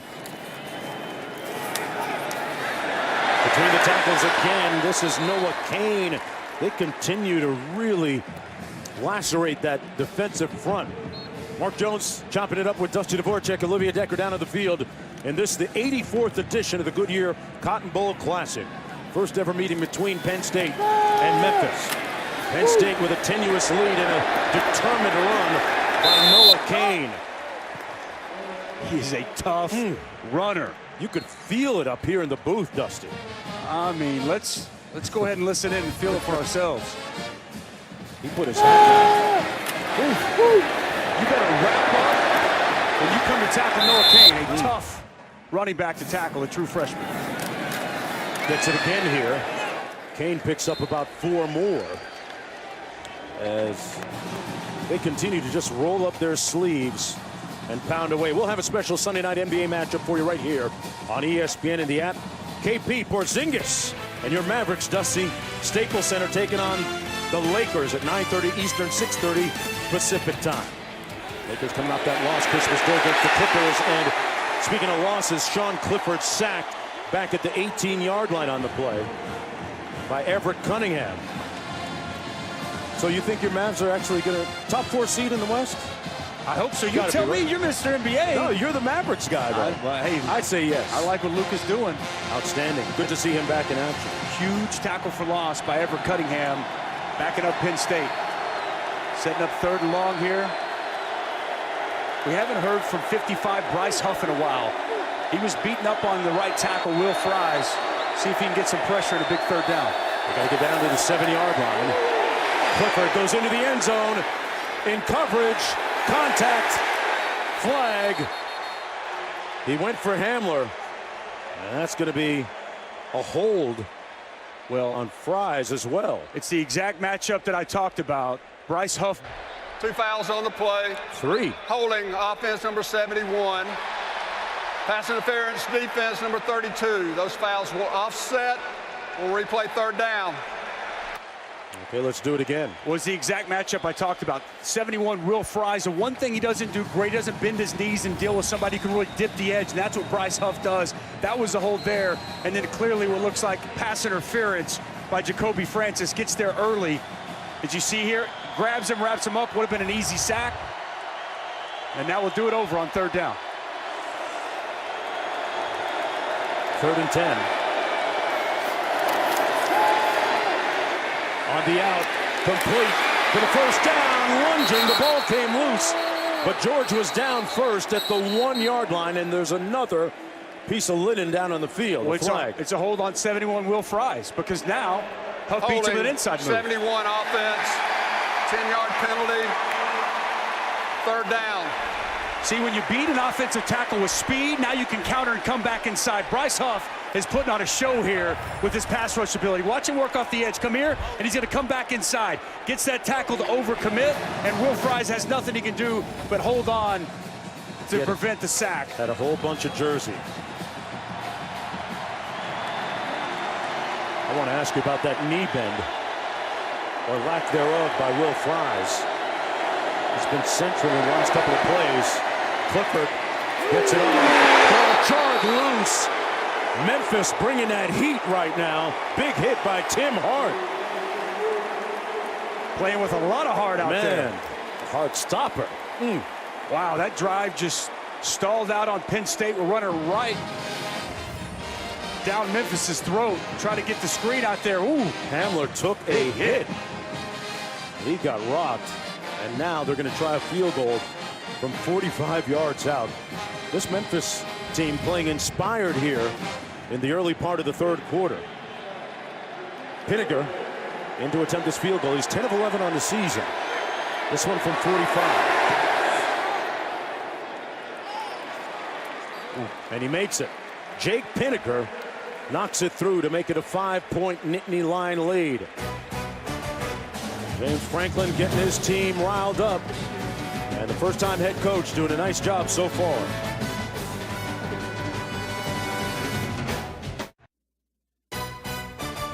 The Goodyear Cotton Bowl Classic, brought to you by the Nachos Party Pack from Taco Bell.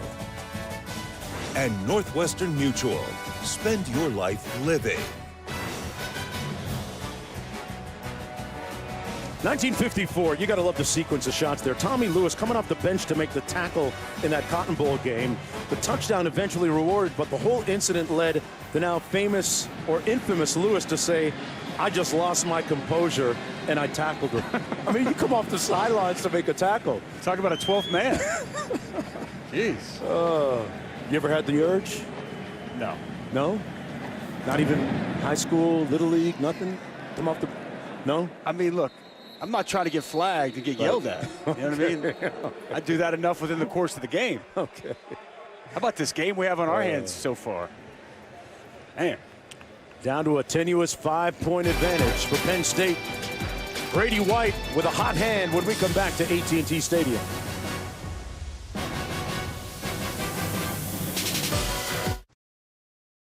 Laird Veach, the athletic director, asked the players to write on cards what they wanted in a coach. The common denominator that kept coming up, the word was someone who was passionate, and that's what Ryan Silverfield has in spades, in a big way. Guy that has spent years coaching in college, 6 years in the NFL. His influences include Leslie Frazier with the Minnesota Vikings, amongst others. Antonio Gibson with the catch and run, still on his feet. An invariable, inexorable effort that time by Gibson for 14 yards.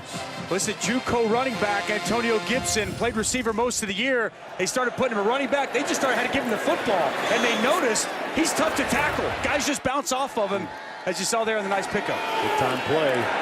Handoff into the boundary. Patrick Taylor close to that first down marker. You talk about guys coming back for that final year of school. Patrick Taylor, another one of those guys, got a third, fourth round maybe evaluation from the NFL's advisory board last year. Wanted to come back this year and finish things out with his teammates, and he's playing in this bowl game. It didn't quite work out for him because of that injury that forced him to miss 8 games. But he's healthy now. That pass incomplete. A flag thrown on the play. It was intended for Jones. John Reed, the DB, in coverage. Reed's pleading his case.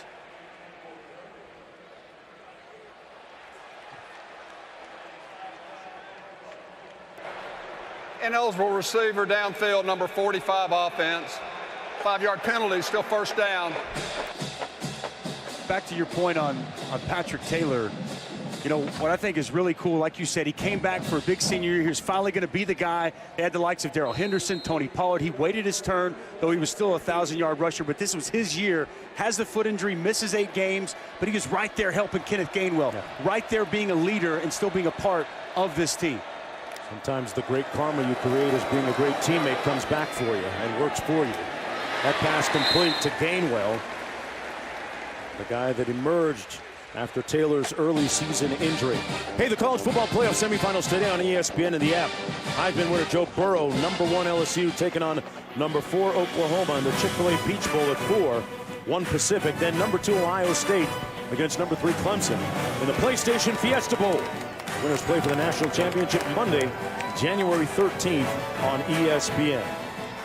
White has completed 16 of his last 18, but they line up in the Wildcat. That's going to be Gainwell plowing his way forward. Letting him know it's a first down, Dusty. Showcasing versatility. He's a receiver the last play on a deep out. Now he's a Wildcat quarterback, and he runs a counter right between the tackles. The way they utilize and get creative to get Kenneth Gainwell different touches all over the field is just remarkable. Well done by Kevin Johns, the offensive coordinator. 10-yard gain on the play. Now he's up in the slot.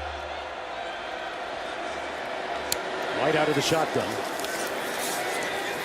Slings it complete. About a yard shy of the first down. Gainwell again. You know, interesting recruiting story with Gainwell. He had committed to Memphis, and then his main recruiter, Coach Dan Lanning, left for Georgia. But Gainwell remained resolved and resolute to come to Memphis and make his mark, and he's certainly done that. And it would have been easy to open up his recruitment again. They run the ball to Gainwell, and he's going to end up about a yard short. What's the expectation for him, do you think, next year when you look at Taylor not being there? I think he's going to continue to do what he does. Again, this offense, and with Tony Pollard, they did similar things. Line him up all over the field, utilize his skill set, and when you have a guy like Kenneth Gainwell who's got such an array of qualities, you can get creative and find different ways to utilize him. So I'd expect more of the same. He's gone over 2,000 yards on the season, and a big third down here, and he's on the sideline. They bring in their big back, Patrick Taylor. He gets the toss. Got Dorcius ahead of him. And a group of blockers to pick up the first down. They move the chains with 4:19 to go in the third quarter. And with a touchdown perhaps on this drive, would be able to take the lead. Isn't that the definition of great compliments? A 1-2 punch, but you know, thunder, lightning. You got Gainwell going to make you miss. Got the quicks, and then you put in the 6'3", 230-pound NFL-style running back to get you the tough, hard-nosed yards you need. And now Taylor back in at Wildcat. Gainwell getting a breather. Taylor going to take it around the left end. Going to throw it with his on the move. And Jones was the intended receiver, incomplete. So that pass incomplete. Patrick Taylor, you know, in all the film, I'll be honest, and we've watched a lot, I haven't seen that. Coaches didn't. He threw a little bit. Got that lefty little wing. But that's the thing, is that you run this Wildcat so much, it's a nice little wrinkle, right? Because now the defense is playing you that they're thinking it's all run. All of a sudden somebody could sneak out. Maybe they come back to it. More empty formation here. Coaxey split to the bottom of your screen. Taylor in motion. Now sets. Downfield, incomplete. They tried the back shoulder fade to Coaxey, who was being covered by Keaton Ellis. And we're looking at a 3rd down and 10 coming up. And that's one of his favorite routes. Coaxey's so good at that back shoulder, adjusting to the football. Some misfire there by Brady White. Wanted to get the ball out quick, negate the pass rush. Wasn't quite able to locate his favorite target, Coaxey, on the near side. Here we go, 3rd down and 10.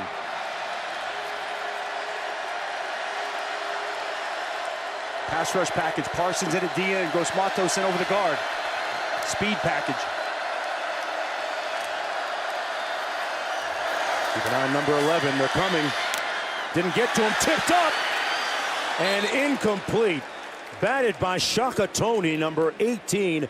Got those hands high up in the air, Dusty.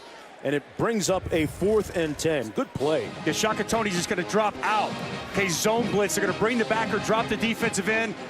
Drops right over the quarterback, gets in his vision, and as you mentioned, gets his hand in the way. Excellent pass deflection. Brent Pry bringing a little zone pressure there. And Shaka Toney, haven't called his name very much today, but big play there on 3rd and long.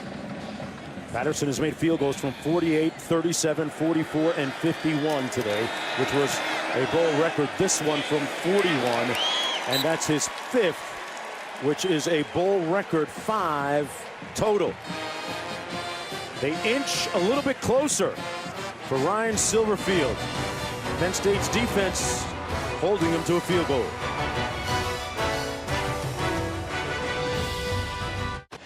Taco Bell is bringing the best of the regular season to the Goodyear Cotton Bowl Classic by creating the Live Más student section. Today they're picking up the tab for students from each school so that these passionate fans can cheer on their teams. From here to University Park, Penn State, and all the way down to Beale Street at the Blues City Cafe. They're making a little bit of noise down there in Memphis. Their team down just 2 right now. And Penn State going to take the touchback. You mentioned Beale Street. What a scene that was for College Game Day, to get a chance to go to an American school, put Beale Street, Memphis on display, showcase the city, the passionate fan base. That was a fantastic College Game Day. When you think about what it took for the Tigers to get there too, that tipping point, that escape against Tulsa on a last-second field goal that went awry for Tulsa.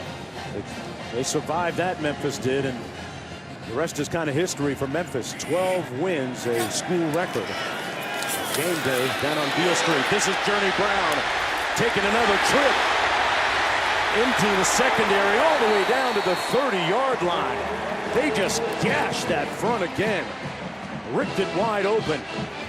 Journey Brown. I mean, watch the explosiveness through the hole. Big hole opens up off the right side. That's the center, Michael Minute. 69, the right guard. C.J. Thorpe, huge hole in the acceleration and burst there from Journey Brown. 44 yards on that previous run. This one goes for 3. But they have gotten big chunks against that Memphis front. There have been on several occasions yawning holes where the running back, this time Journey Brown, other times Noah Kane, going through almost untouched. 2nd and 7. Sean Clifford out of the shotgun. Pass dropped by Daniel George. George started to run before he caught the football. Far sideline, he was turning upfield, trying to get yards after the catch instead of doing his first job securing the catch. Sets up a 3rd and long, going quick. They got to get to the 21-yard line. Journey Brown in the backfield. Hamler, the inside receiver, to the bottom of your screen.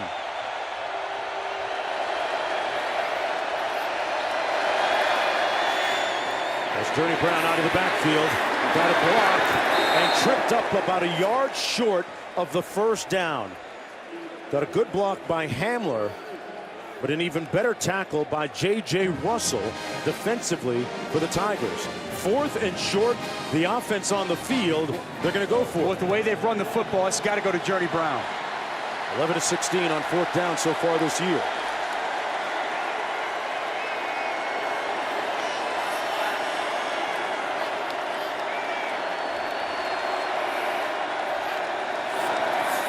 Clifford hands it off. Not sure they're going to make it. The Tigers roaring. The bigger cats on that play were from Memphis.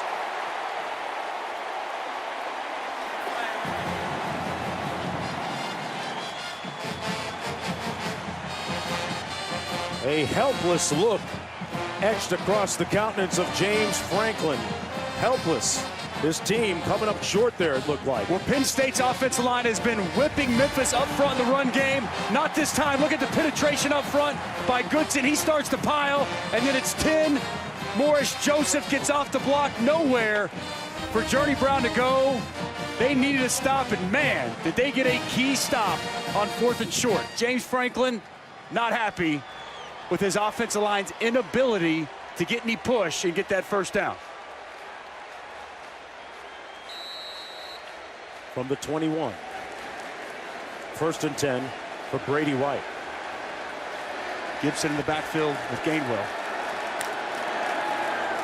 Motion Gibson out. Hand it off to Gainwell with nowhere to go. He's going to lose about 3 or 4 yards. Antonio Shelton making the tackle. Remember coming into this ball game that all of the Memphis coaches knew the stat that Penn State gives up 2.8 yards per rush, which is the best in the nation. How gaudy a number is that, Dusty? It's gaudy, and they actually hold them under that so far here today.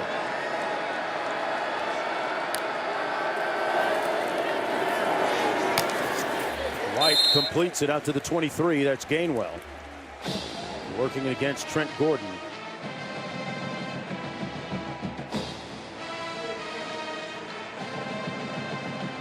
Clock running with 1:05 to go. Big third down here. Complete, new, fresh defensive line. It's one thing Penn State loves to do, rotate defensive linemen. It's a great line from Brent Pry. He said, we rotate to keep fresh bodies, keep the pedal on the offensive line for 4 quarters. I see Gross Matos lining up right over the center there, Dusty.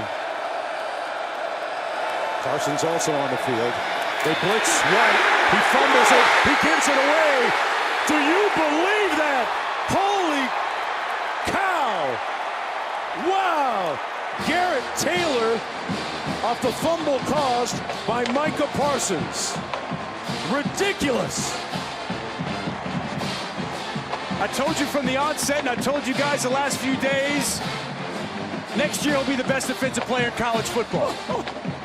And he has put on a show so far here today. 3rd and long situation. Brent Pry dials up a blitz. Nobody accounts for Micah Parsons. He doesn't just get there to get the sack. Sack fumble. Garrett Taylor in perfect position. And a Penn State defensive touchdown. Exactly what they needed. An incredible shift of fortune in favor of the Nittany Lions. And there's the catalyst right there, number 11, Micah Parsons, forcing the fumble on Brady White. What's a crossfire stunt? We're going to watch right here. He's going to come here. He's going to come here. Jan Johnson goes one way. Parsons comes the other. It opens right up. No one accounts for him. You see the closing speed. The right arm comes up as he gets the football out. And Garrett Taylor says, thank you very much. What a play. There's Parsons. See number 11? You need to move over on that man crush and make some room for me. He's pretty good. Hey, you guys been making fun of me the last couple of days. Start watching tape, and I've fallen in love with players. This guy is All-American for a reason, folks. Real deal. First sophomore to make it All-American since LeVar Arrington. He of the same number, 11. And that'll make your defensive coordinator really happy. Brent Pry right there with big smiles after that play. Still just a 9-point game, though, with 38 seconds to go in the 3rd quarter.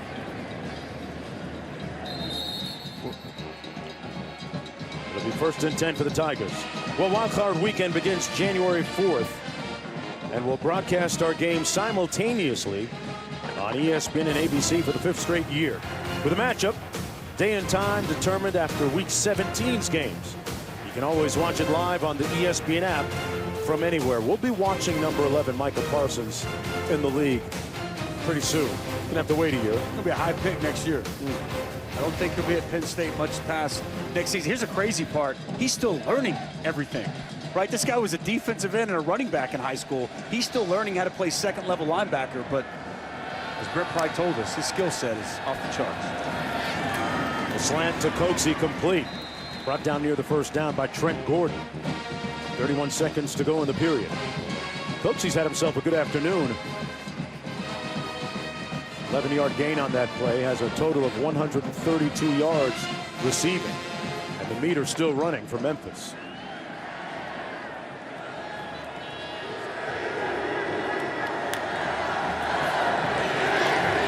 Hand it off to Taylor, who motioned to the spot and picks up another 1st down at the 48. Don't get it twisted. There's a lot of fight in this Memphis football team. They're not going anywhere. There's a 4th quarter coming up, and they're well within striking distance in this football game. They know about adversity and how to deal with it. Well, we talked about earlier, the scene on Bill Street and game day, the energy was electric. Can they extract some of that energy here in the 4th quarter? The thrill, it's not gone, folks. Stick around. You're watching the 2019 Goodyear Cotton Bowl Classic.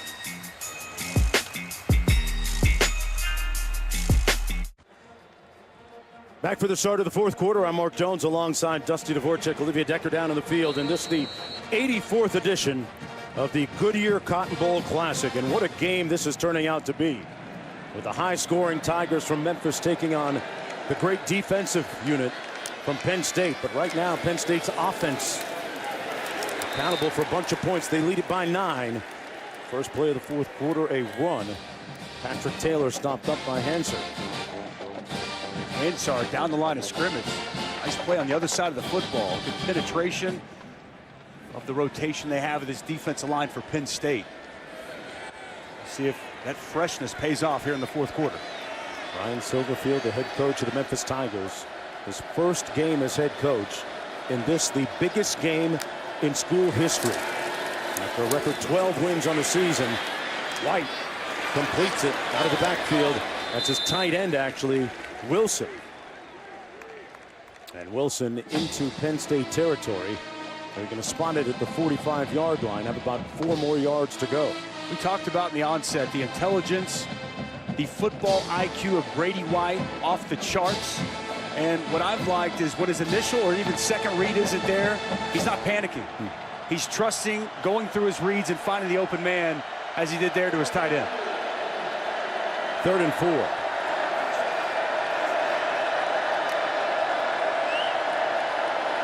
And check out of this, a lot of pressure coming. And a flag thrown. False start. Offense number 58. 5-yard penalty. 3rd down. That's Brian Thomas. Yes. We've talked about from the onset. Scotty Dill, the right tackle, not playing in this game. Brian Thomas, the backup, starts at left. Easy goes to right. 3rd penalty today on Brian Thomas. It's an offensive line coming into this game that all 5 starters had been in every single game. So just disrupting that flow. Back it up to the 50. White just got rid of it, found the guy, and it's complete to Gibson, and a clutch pass and catch for the Tigers. 1st down on the gain of 24. There was good pressure from Penn State, too, coming from Dos Matos. Yeah, Brady White steps up in the pocket, middle of the field open, and he finds Antonio Gibson for a huge 1st down.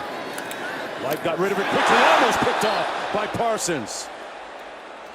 Micah Parsons putting together a mixtape here today of highlights. 13 tackles, a sack, 2 tackles for loss, and 2 forced fumbles. Wow, and he almost had another one. Zone coverage. He steps right in front of the slant and want to get the ball to Gibson. 13 tackles. Wow. 2 forced fumbles. He probably led the team in Chapel, too.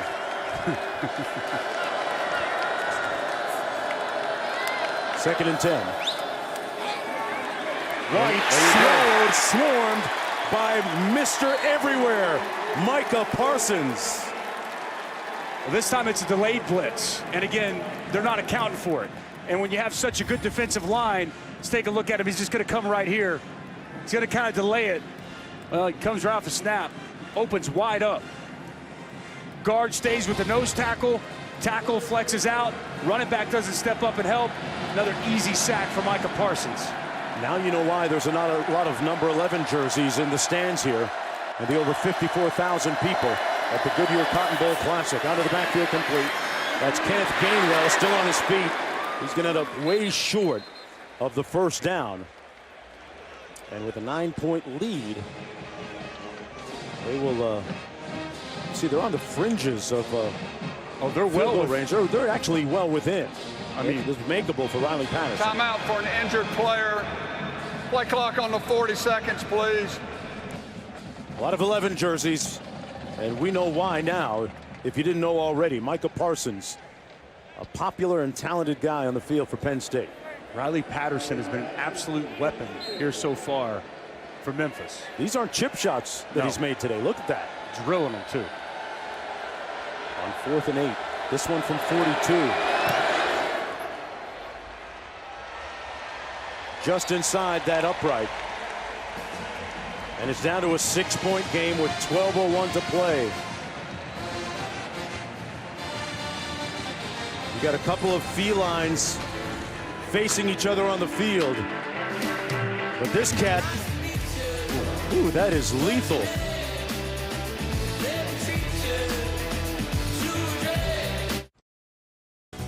You're watching the 2019 Goodyear Cotton Bowl Classic. From Arlington, Texas, at AT&T Stadium, Mark Jones, Dusty Dvorak, Olivia Decker down on the field. What a great finish coming up as Memphis kicks another field goal to make it a 6-point ball game. And this, a historic season for the Memphis Tigers. A very successful one as well for Penn State. Hamler going to take the fair catch, but Micah Parsons, Dusty, we were talking about it. This is maybe the best player I've seen all year in college football. Best guy outside of Chase Young that I watched defensively on tape. And, you know, his speed, his instinctiveness, the way Brent Pry uses him in a multitude of ways at the line of scrimmage, second level. And you know what? He ain't done yet, Jonesy. Come on, man. Come on. That's just like you during the breaks. He's just working out. Keeping it swole. Oh, boy. He's had a ball game here today. He's putting that muscle in his hustle right there, folks. An abundance of both. Micah Parsons, 14 tackles today, caused a couple of fumbles, one leading to a touchdown. Impacting the game. And on the run, that's Journey Brown with nowhere to go. Tim Hart with the tackle on the play. Under 12 minutes to go. Remember, coming into the game, we have 3 of the 4 coordinators calling plays for the first time. Tyler Bowen, the offensive coordinator for Penn State, doing it right now. Journey Brown's had a heck of a ball game. Penn State really run the football at will for most of this game. Clifford to pass. He wasn't down by Daniel George, who made the catch. He went low to get it and picked up 6 yards on the play. Big third down here for this Memphis defense. Guy you always got to look for in these spots. Yeah. KJ Hamler up top. Working out of the slot. It's like the comfort blanket for Sean Clifford.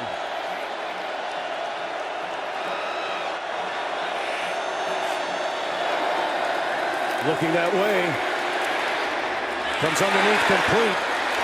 It's that other number 11 on offense, Daniel George again. Picks up 8 yards. Do you think he walks around State College and wonderfully gets mistaken for the other guy? No way. Come on, man. Player. Micah Parsons. You think he throws around campus in his jersey? Crazy, Mark Time Jones. out. Hey, anything for some love sometimes, Dusty. Back after this.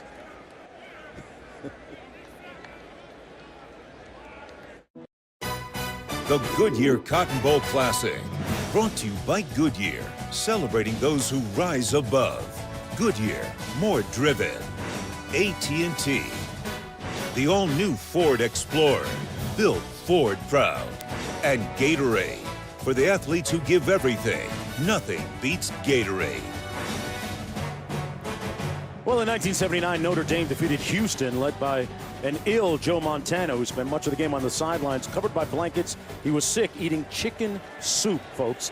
This game will long be remembered as the chicken soup game. Wow. Joe with a memorable moment. Out to the 41-yard line. Noah Kane, and they defeated Houston. Joe Montana's team did on that game. And speaking of Houston, the University of Houston's greatest athlete of all time, Carl Lewis, Olympic sprint champion, long jump champion, on the sidelines today being honored. Talk about speed, 9.86. Sean Clifford keeping it himself, not quite a 9.86 sprinter. Carl Lewis, of course, now the coach of the University of Houston track team, along with Leroy Burrell. A couple of the fastest men in the planet all time. 3rd and 5 coming up. Big third down here for Memphis defensively.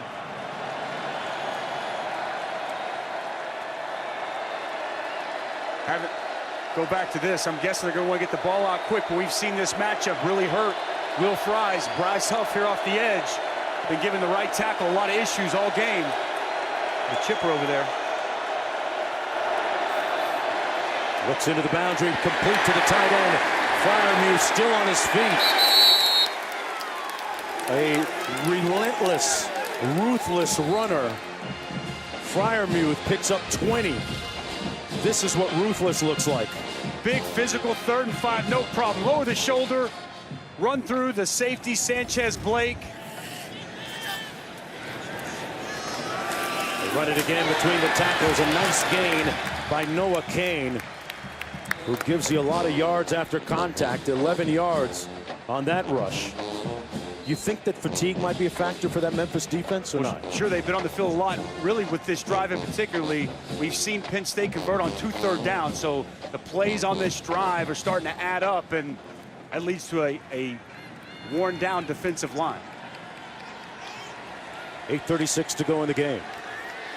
And this the highest scoring Goodyear Cotton Bowl Classic ever.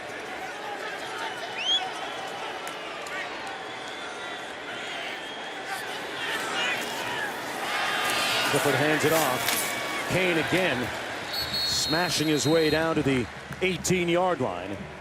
Noah Kane averaging a little over 5 yards per carry on the season, picks up 7 there. Like we've talked about his physical style of running, but always falling and leaning forward when he finishes off his runs. Penn State with a great group of talented running backs. It's Kane's turn. Again, Kane brought down right near the 10-yard line. Picks up the first down on a 7-yard gain. And they are just wearing down that Memphis front a little bit. 336 yards rushing now. Right side there, Will Fries with an excellent seal block. KJ Hamler getting to the second level helped spring a nice run by Kane. Kane again stays on his feet inside the 5-yard line. Picks up 7. Penn State posing their will. Watch the finish of this run here. Another inside zone. Good job by Freiermuth, the right side of the offensive line. And again, stopped up just short of the end zone. It just feels and looks like they can't stop Penn State right now when the Nittany Lions want to run it. It's been that way for most of the day. They've gotten whatever they wanted, whenever they've wanted it on the ground game, minus the 4th down stop. But when it matters the most in the 4th quarter, Penn State putting together probably their most quality drive of the ball game. Chewing away that clock too. 11 plays now and counting. Loaded backfield. Kane again. Brought down short of the end zone. And now the close judge calls touchdown. They're going to call it a touchdown. Even Kane looks a little surprised that he got in. Bryce Huff off the backside. See if he reaches over. That's touchdown, no question. Yeah. And it's kind of like a point I was making, always falling forward. I mean, when you watch him run, tough to bring down, but constantly always falling forward. I go back to that Iowa game, true freshman. That was a tough, hard-fought 17-12 game. Late in that ball game, they're giving the football to Noah Kane to cap it off, and here they go for 2, Jonesy. So the analytics dictate they go for 2. 6:31 to go in the 4th quarter. That pass complete. Freiermuth hauls it in. And yeah, you can strike a pose. An impressive drive by the Nittany Lions. 2 touchdowns today for Kane. Silverfield looking for a response from his Tigers. But sometimes when the other cat, in this case, a Nittany Lion, is bigger and stronger, you can peel those stripes off a Tiger.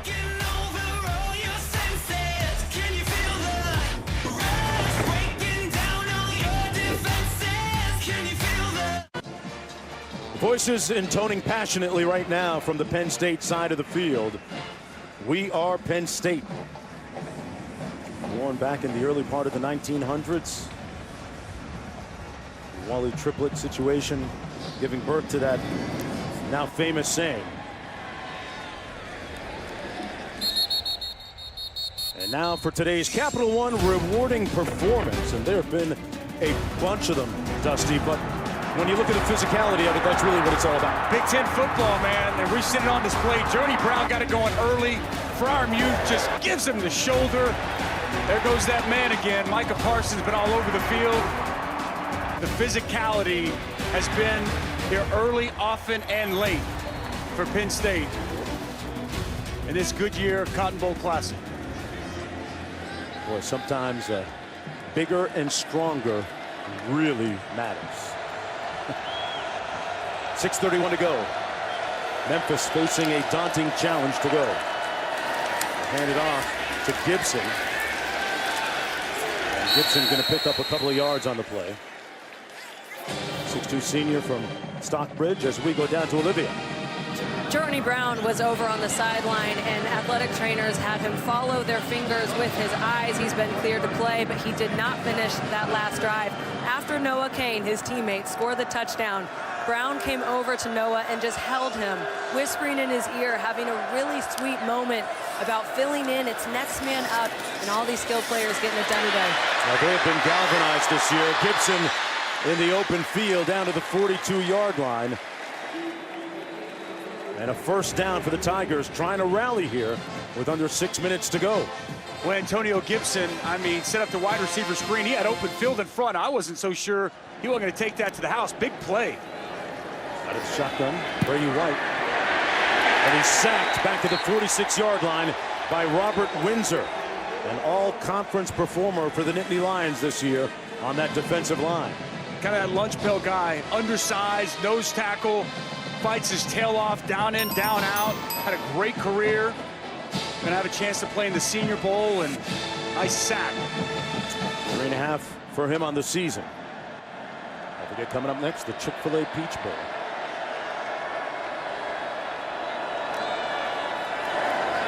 Approaching 5 minutes to go. Brady White has a man open at the 23. Complete first down. That's Calvin Austin. They move the chains and moving quickly. Back in the red zone at the 19, they got 27. Boy, what a day this guy has had. Brady White. A little bit of his future still up in the air. He has a 6th year of eligibility remaining. That's right, 6th.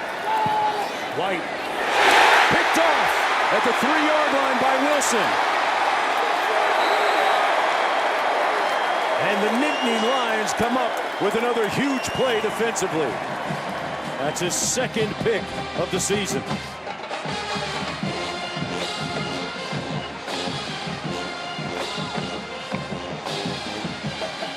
Brent Pry's defense got it on lockdown today. Impenetrable. Ready to put this to bed.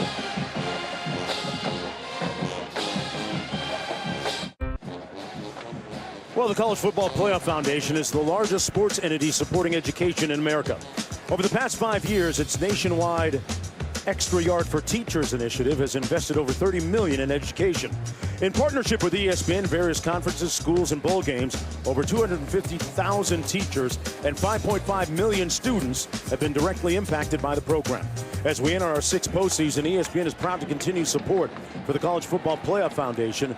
For more about Extra Yard for Teachers celebrations taking place throughout the year and during the bowl season, follow CFP Extra Yard.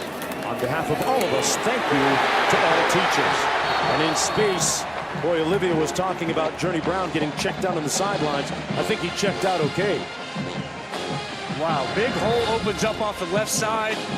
74 Gonzalez just buries his man into the ground. Great burst through the hole for Journey Brown. 74 Steven Gonzalez, 5th year senior, 2nd team All Big Ten. He's surprised if he doesn't get a look at the next level. Great size, physicality, moves people off the football. 62, Michael Minute. Both those guys have had an outstanding game here today. Penn State looking for its 11th win of the season. Journey Brown plowing forward, picks up about 3. Well, tonight after Ohio State Clemson. Stick around for Sports Center with Scott Van Pelt. Post-game coverage from the 2nd semifinal, plus a first look at the College Football Playoff Championship matchup and highlights from the association's best teams, Lakers, Clippers, and Bucks. Sports Center with Scott Van Pelt after the Fiesta Bowl on ESPN and the ESPN app. Coach James Franklin has a propensity for being very protective and guarding of his players. We'll tell you more about that after this. That I know and love brings people together. This is my football. This is the game that I love, and most importantly, my players that I love and will defend like sons. That was in response to a letter that was sent by a fan to one of his players, Jonathan Sutherland. And the letter characterized Sutherland in very unflattering terms, largely the result of just because of his dreadlocks. Frankly, it was a racist letter. And the person that wrote the letter didn't think that a Penn State football player should look that way, especially talking about his dreadlocks. And James Franklin used that as a moment to galvanize his team, and a teaching moment as well, Olivia. And that's what James Franklin told us. If it was just about wins and losses, I'd be coaching the NFL. He embraces these educational moments, chance to make a change. And when I talked to Jonathan Sutherland this week, he said the letter was degrading, but he took no personal offense. Really, he was overwhelmed that we all got to see the James Franklin the team sees all the time. To your point, Olivia, you're so right. He said the great thing about football, it creates dialogue. He said that situation and other situations allowed for growth for the team and the community. And he just thought it was a major moment for the program. And it's really what he and the Penn State program stand for. And as we mentioned earlier in the show, his personal goal to be the first African-American coach to win a national championship. And I told you guys we got this assignment. I think he's one of the best coaches in college football. Penn State has a great coach. They are back in the national spotlight. If they finish this game off, which it looks like they will, 3 out of 4 years, not just a New Year's Six, but 11 win seasons, great recruiting classes. To me, it's a matter of time. Penn State is back at the top of college football. It's because of that man, James Franklin. Look at the job he did in his previous stop at Vanderbilt. Speaks to his coaching ability as well. On the run, this is Journey Brown. And Brown is about 2 yards short of the first down. Penn State very intentional right now, very purposeful right now. Very just slowing things down. Meanwhile, first-year head coach in his first game as head coach, Ryan Silverfield, helped us out with a little selfie story. When I started as the offensive line coach, we went to Memphis Animal Services and provided homes for dogs and cats that needed shelters and forever homes. And for me, it's a lot about loyalty. And, you know, we have a dog named Max who I'm in love with, who we care for every day, who's going through some issues. And I believe that loyalty also led me to be the head coach at Memphis, and forever grateful for that.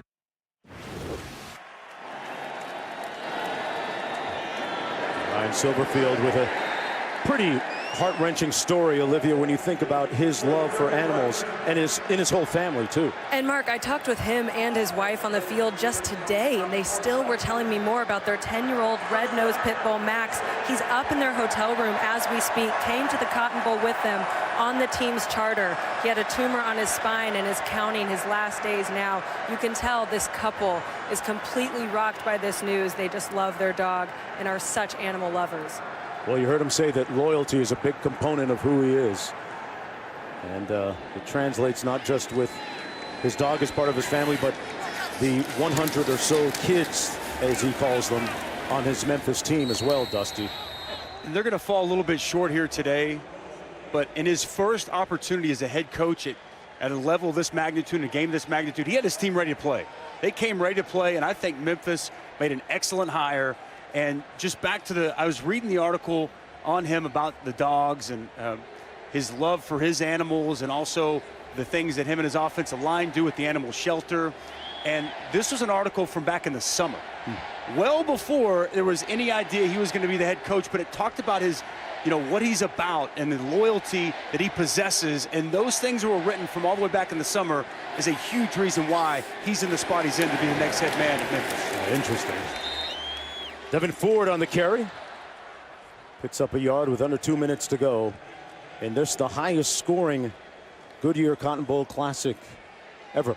He told us that he turned down opportunities with Big Ten and Big 12 coordinator positions to stay at Memphis. And I think that was the loyalty that Laird Veach and the people at Memphis looked to when they said, quote, this is a quote from Laird Veach, that, you know, he separated himself from the rest of the national people that they looked at from unwavering passion and commitment for Memphis football. Doing a great job There's a guy who began his coaching career as an 18-year-old in wake of a football injury that didn't allow him to play anymore at a high school in Jacksonville, Florida. Don't forget, coming up right after this game, the Chick-fil-A Peach Bowl. LSU taking on Oklahoma. Coming up next, first of two great college football playoff national semifinals games. Number 1 against number 4, that one at 4 o'clock. And then after that, it'll be the PlayStation Fiesta Bowl, Ohio State in action in that one. Well, the story of this football game, old school, ground and pound. Penn State, 390 yards rushing. That's the most rushing yards by a Penn State team in any bowl ever. You couple that with number 11, Micah Parsons, and that's how Penn State is able to get to another New Year's Six bowl victory here today. Folks, stay tuned for the Ford postgame coming up right after the game on the ESPN app. And it's nice to see Sean Clifford come back from that injury and cap off his season with a victory here in this game. Clifford, remember, missed some time after suffering that injury against Ohio State, but rallied. As I mentioned, the Ford postgame, trophy presentation, awards. I'm going to guess that Micah Parsons is in line to take home a trophy or 3. Yes.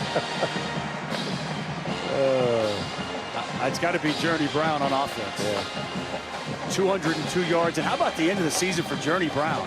Again, this is a good problem to have for Penn State, but they leaned on 4 different running backs throughout the course of the season. But Brown separated himself, closing out the regular season with 3 out of 4 100-yard games, 7 touchdowns in that time. And here today, 202 and a couple of touchdowns. Bright future for 2 very talented sophomores here on Penn State. Yep.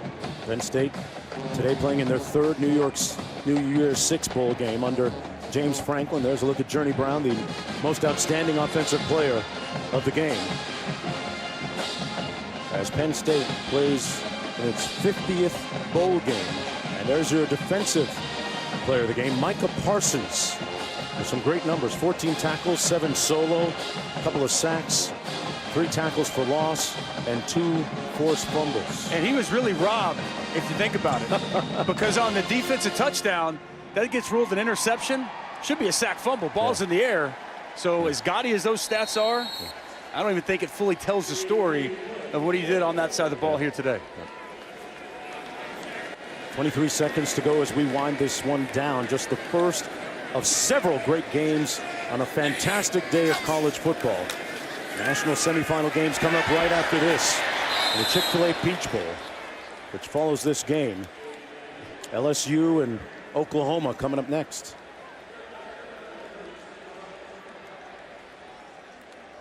Coach Franklin still coaching to the final second here. He's locked in, man. Is there time left on the clock, Jonesy? As I like to say, he's smiling. He just hasn't told his face yet. Coach is a monument to intensity there on the sidelines. A.J. Hamler, I think, got a little bit confused on where he was on the field. Went down a little bit shy of the first down. Looked like he could have gotten it, but Penn State going to get its 11th win of the season and finish it off with a sack. Jason Owe puts a period on it today. They got him. Oh, nice form tackle by Coach Franklin. Oh, he took it down. Wow. Wow. James Franklin celebrating with his team. I think that's a 2-point takedown on Cam Brown. He wanted to get on the stat sheet too. I guess don't just talk about it, be about it.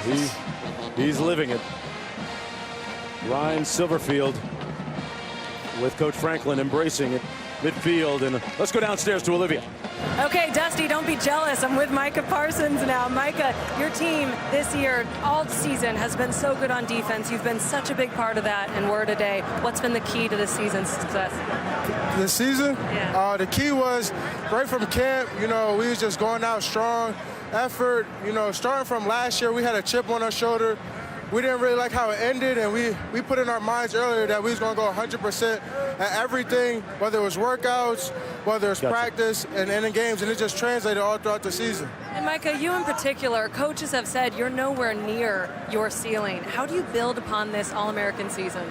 I just got to build on it. I don't think no one's perfect. I got to keep learning. I got to keep doing more, keep helping the young guys, and, shout out to my man Cam. But, they help grow me, man. Like, you just got to keep building on top of this, and we're just going to keep getting better and better. Can we see your Humble Beast tattoos? Humble Beast, All-American. Thank you so much. Congratulations. Thank you so much. Makes you want to go get some ink, doesn't it? Big day for Penn State and Coach James Franklin. Don't forget, coming up next, LSU, Oklahoma, followed by Ohio State, Clemson. Great day here of football. For Olivia, Dusty, and our entire crew, I'm Mark Jones. How many times have you seen the coach tackle the guys with the Gatorade bucket? We go to College Football Playoff pregame show. So long.